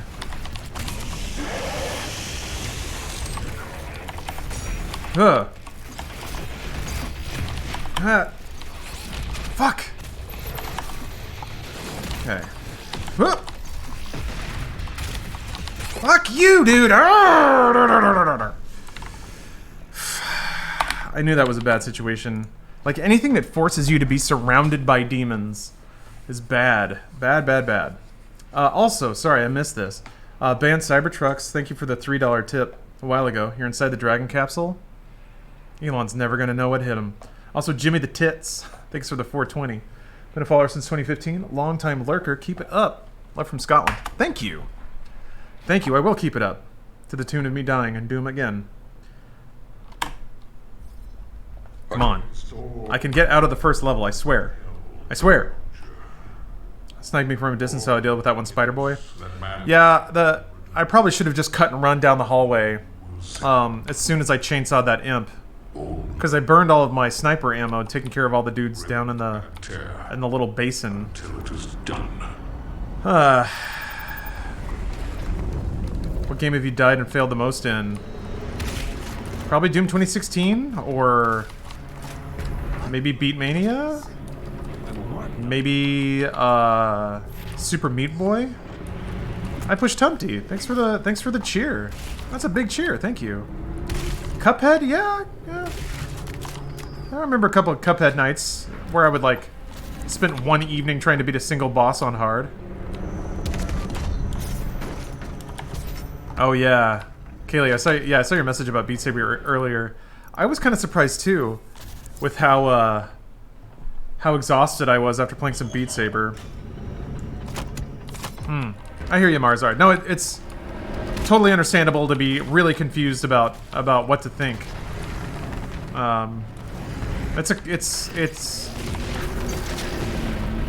It's complicated. Some parts of it are not complicated. Other parts make those parts more complicated. It's complicated. So, I understand being a little a little awash, trying to figure out what to think.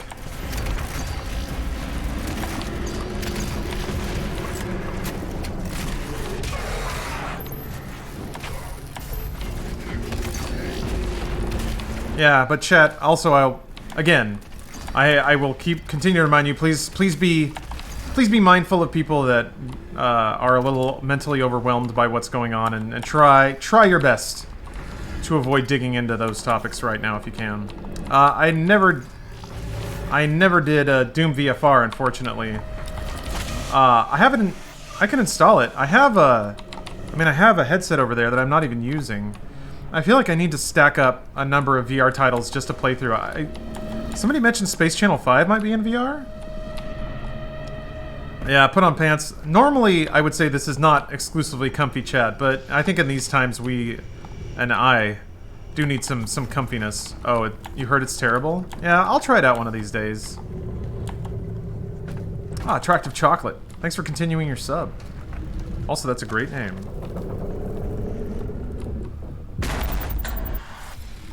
If you want to chat about things going on in the States, we have a Discord channel specifically for it. That's great, yeah. Thank you again, Kaylee. I'm not trying to shut those discussions down, but I think people have a right to ask not to look at that stuff, especially with how intense it can be. Because, you know, none of us know everyone else's situation or what they have to deal with. I'm lucky enough to live with somebody that you know, we agree pretty strongly about a lot of these topics, but not everyone is that blessed. I don't have enough fuel. That's weird. I forgot to pick up the one in the first room, I think. Yeah, because I used some. I was convinced it was going to go after the tiny boy first. I was going to be so pissed.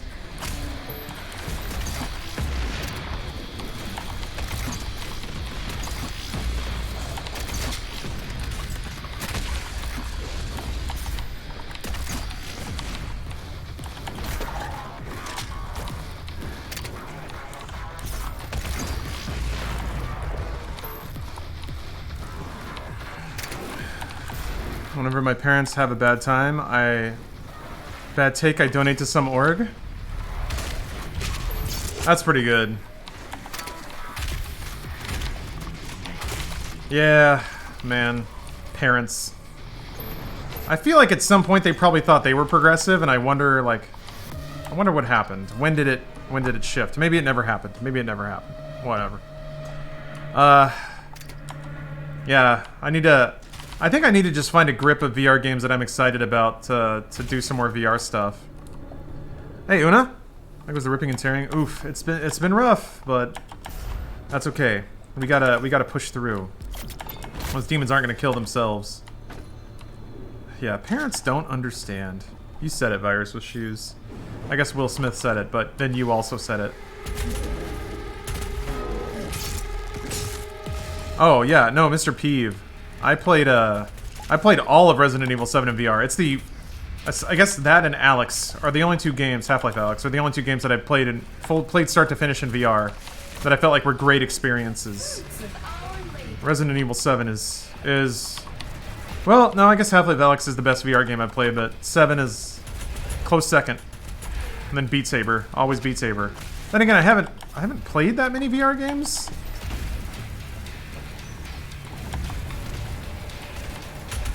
So, I'm not an expert. There's some people who could probably humble me pretty quick. Yeah, exactly, Erga Splittin. I used to be progressive. Now what's progressive is weird and foreign to me, and I don't like it. Fuck, man. Fuck! I'm out. I'm done. The second I ran out of my sticky bombs, like, I guess I should have cut to the left. When he's that far away from you and has an open path to shoot you... God, he just grinds you up, man. And like there were more demons on top of that one little platform than there were before. Usually there's only 2. This time there were 3, and they were all spread out. I don't have tools to deal with that yet. Sticky bomb is like good if they're all clustered up. All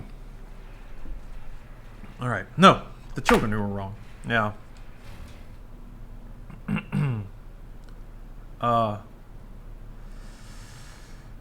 Chainsaw that Arachnotron. So to chainsaw that one, I have to skip the one that's in the smaller arena. Evil that held. And I guess maybe that's a better idea. Maybe I should save the 3 fuel for that one. But then that means I can't chainsaw the one in the subway station. We will send. Yeah, it does mean that. So chainsawing that one means there's 2 other ones I can't chainsaw. Rip and tear. Until it is done. Saw Steph in the Kind of Funny stand-up. She was so great. She was. I'm glad you saw her. Yeah. Also, I'm glad that finally went up. They're just sitting on that for a year for reasons unknown. I guess they decided they got all the Rooster Teeth First members out of it. They were gonna. The 2 Until Dawn follow-ups are VR. Oh, Rush of Blood. That's not really an Until Dawn follow-up. That game rules, but it's not an Until Dawn game. It's branded that way, but it's like it's a rail shooter that is like just straight up haunted house. It's great. Chainsaw the big arena Arachno. As opposed to the other 2 ones, because the one in the subway station is a big problem. I think I would rather have a big arena to deal with the big arena Arachnotron than the subway one. Yeah, I haven't played Inpatient yet. Is that more Peter Stormare? Yeah, I want to play that one. I thought Inpatient was purely like you were getting physically or you were getting psychologically evaluated by Peter. Which, now that I think about it, I didn't. It's interesting that like Until Dawn has that like host, and Silent Hill Shattered Memories did too. Cutaways to a psychologist profiling you as you play. Ever played The Last Guardian? I started it. I played it for like an hour and I was like, I'll play this eventually. Just never got back to it. The frame rate is rough, and like that game is just really laggy. I feel like there's like a half-second of lag on every button you hit before anything happens. Which I get it, it's all about the animation, and Ica was like that to a degree, but that game took so goddamn long to come out, and it really does play like a PlayStation 3 game. It kind of runs like one too, so I don't know. And it was kind of sad. I played it and I was like, eh. You can use 1 fuel on the barge and still have 3 for the first Arachnotron. Then there's fuel in the small arena and the big one after, so you can chainsaw the second Arachnotron. So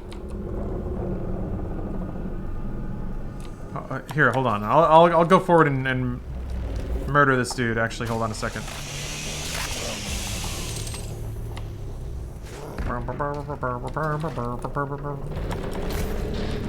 Hopefully it runs decent on a PS5. Hopefully. Remains to be seen exactly what PlayStation 5 backwards compatibility is going to be like. I feel like that would be a safe assumption if it were on a Xbox platform, but yeah, Ashura's Wrath deserves a remaster. What a game. There are 2 Hell Priests remaining. Yeah, Outlast is a bit overrated. It is sort of a Bloober Team style game, which I like those, but it seems the Bloober stuff seems a little more at home with itself, whereas Outlast feels like it's trying to be a bunch of different kind of games, and it's really not. It's a walking simulator. That's okay. Or QTEs? What? I don't mind QTEs. I don't mind using video game engines to make a dumb movie, especially when it's as dumb as Ashura's Wrath was.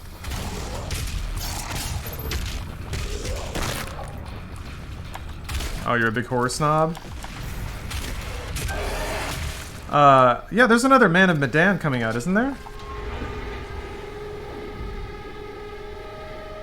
PS5 will have a dick suck robot? That's what the gamers need? Oh, I see what you mean, though, about the fuel. It is what gamers need, by the way. A dick-sucking, box-munching robo-pal. Just never go outside again. Music video for that Crab Rave song was done in UE4.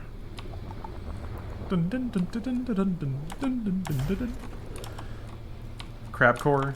Crab Rave. Okay, so yeah, then there's the... Yeah, I mean, I guess by the numbers, this Arachnotron has killed me more times than the Subway Arachnotron, but... It's still scary. It's still scary. Content to play Silent Hill 2 forever? The perfect video game? I gotta play that game again. God, Silent Hill 2 is so good. We didn't deserve Silent Hill 2. Silent Hill 2 is one of those games that was like 15 years ahead of its time. Maybe I'm overrating it. That's kind of why I want to play it again. But I remember just being so blown away by the writing and the gameplay, or how like the writing and the character arcs related to the gameplay, and the fact that like the monsters in 2 had like actual symbolic relevance, which makes sense because the whole point of Silent Hill is that you kind of enter a nightmare manifestation of your own insecurities and fears. God, it's too good. Silent Hills would not have been a good Silent Hill game. Yeah, it's weird to think about. Like, how would that have converted into a full game? I don't know that the entire game was meant to be first-person house walking, but maybe. Do you have a Rift or a Vive? I have a Rift. No, I have an Index. My bad. Played it again. Do it. I see too many other streamers talking shit about Silent Hill. What? Really? Is this just in the context of them not liking Konami? I mean, some of the more modern Silent Hills weren't great, like Downpour or whatever, Homecoming, but what's there to talk shit about? I always thought of the Silent Hill series as hollow. Don't know why. I never played any of them. Mechanically, they're not too dissimilar from other, like, slower survival horrors. Like old school Resident Evil is kind of what to think about in terms of your mobility and your ability to, like, fight.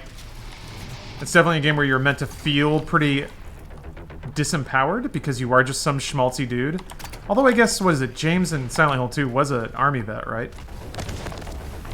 But, Konami bad, Kojima good. Oh. Okay, I guess I could see people being salty specifically about Silent Hills, but... Wow. Most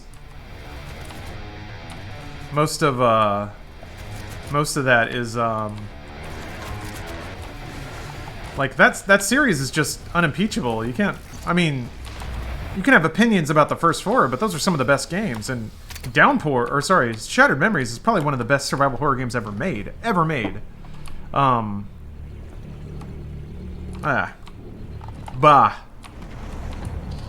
You want me to send me a VR trailer? Sure. Comments about the Twitter thread? None beside what I said on Twitter. I typically say everything I want to say. Also, that's... Double dipping is how you create drama. I ain't interested in that. But Shattered Memories is the one where you run away a lot. Yeah, it was the one that didn't have combat. The mechanics were about escaping and evading, which really isn't that different, you know? What's the difference if you kill an enemy or get away from them? They're still neutralized, so...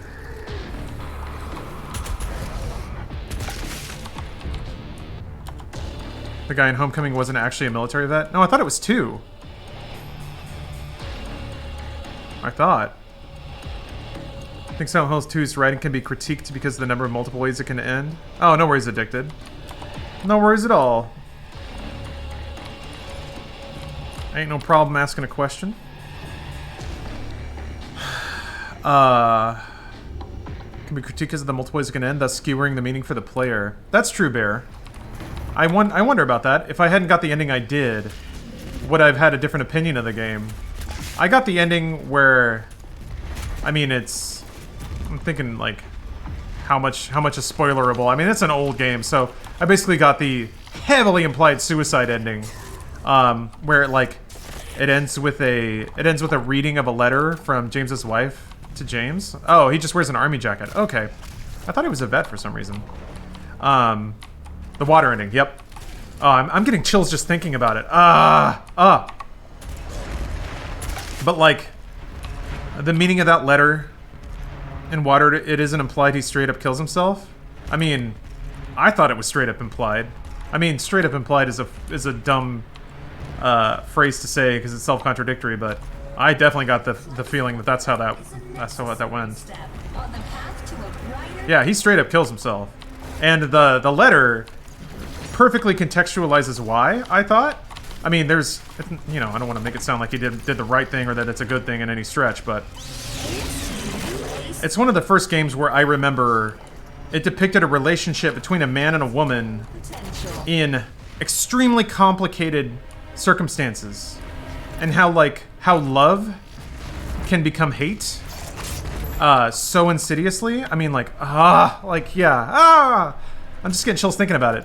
Again, it's like, I mean, most video game writing, especially at the time where, like, it was still so much, like, knighthood and male fantasy crap, and, like, women barely had a role, aside from being eye candy, to then have a game that was not only about a very intricate and human relationship between a man and a woman, but also specifically about the ways that that can get, like, infected and turn toxic. It's so good. And then also, like, everything about the game represents bits of that. Get the other upgrade. The level's not ending yet, but otherwise I would. But yeah, Silent Hill 1, like, the radio mechanic was really good. The music and the vibe were really good. The canon I'm not super hot on, really. Silent Hill 1 and 3 had a kind of a more, I would say, straightforward video gamey story and lore aspect. It was okay. It wasn't like as personal as Silent Hill 2 was. And then 4, man, 4 fucking changed the game again by making it like you're not going into your nightmare in Silent Hill, you're going into someone else's, which was super, super cool.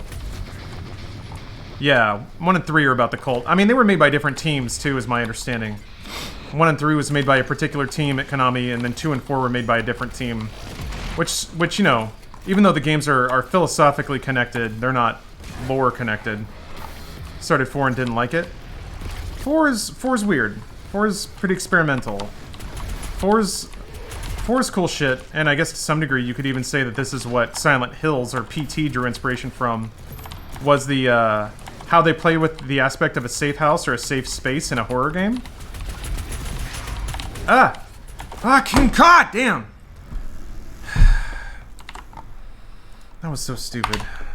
I gotta stop getting distracted. I mean, it wasn't even distraction, I just didn't know that there was a man standing to the left of me, so I couldn't strafe that way. Yeah, big rip. Big rip there. So the little boy, a little slappy boy, he's just slapping me. I think what I have to do, just in terms of gameplay and strategy, is to, like, make sure my exits are clear before engaging. Yeah, oof 100, exactly, Quintonius. That's such a good emote. I think somebody did P100 too. Yeah, the HD collection sure did rip out a lot of very important graphical effects. Whew. I made a protein shake with some sugar-free pudding mix in it, never going back. Oh, did it make it, like, nice and thick? I changed some fonts to Comic Sans? Yeah, I noticed that. Like the Welcome to Silent Hill sign. Still not getting tilted? I mean, I roared a little bit there. Now, the tilts will come later. The tilts will come when I'm way into the game and some mechanical stuff grabs me. It's thick like a chocolate malt. Ooh, that sounds good. Slap that belly slayer. All right, quick break, and then we're gonna play some rounds of Call of Duty Mobile. Not sure what modes they have active right now, but we'll bang it like we usually do, and then come back with more Doom. I also have a Joy-Con I need to fix, so I might do that on stream. You know, done it before, I'll do it again. Hey, Daco. Good to see you. All right, quick break. COD Mobile. More Doom. Why is my dad in a Doom Guy skin? Because your dad is actually Doom Guy. He's actually that. that beautiful. I just love like the TV with NASCAR. It's just so good. Everything about it's great. Love it. All right, be back in a second, guys. Yeah, COD Mobile is with fans. It doesn't really matter whether you're out on the course or on the computer. There's a lot of tension involved.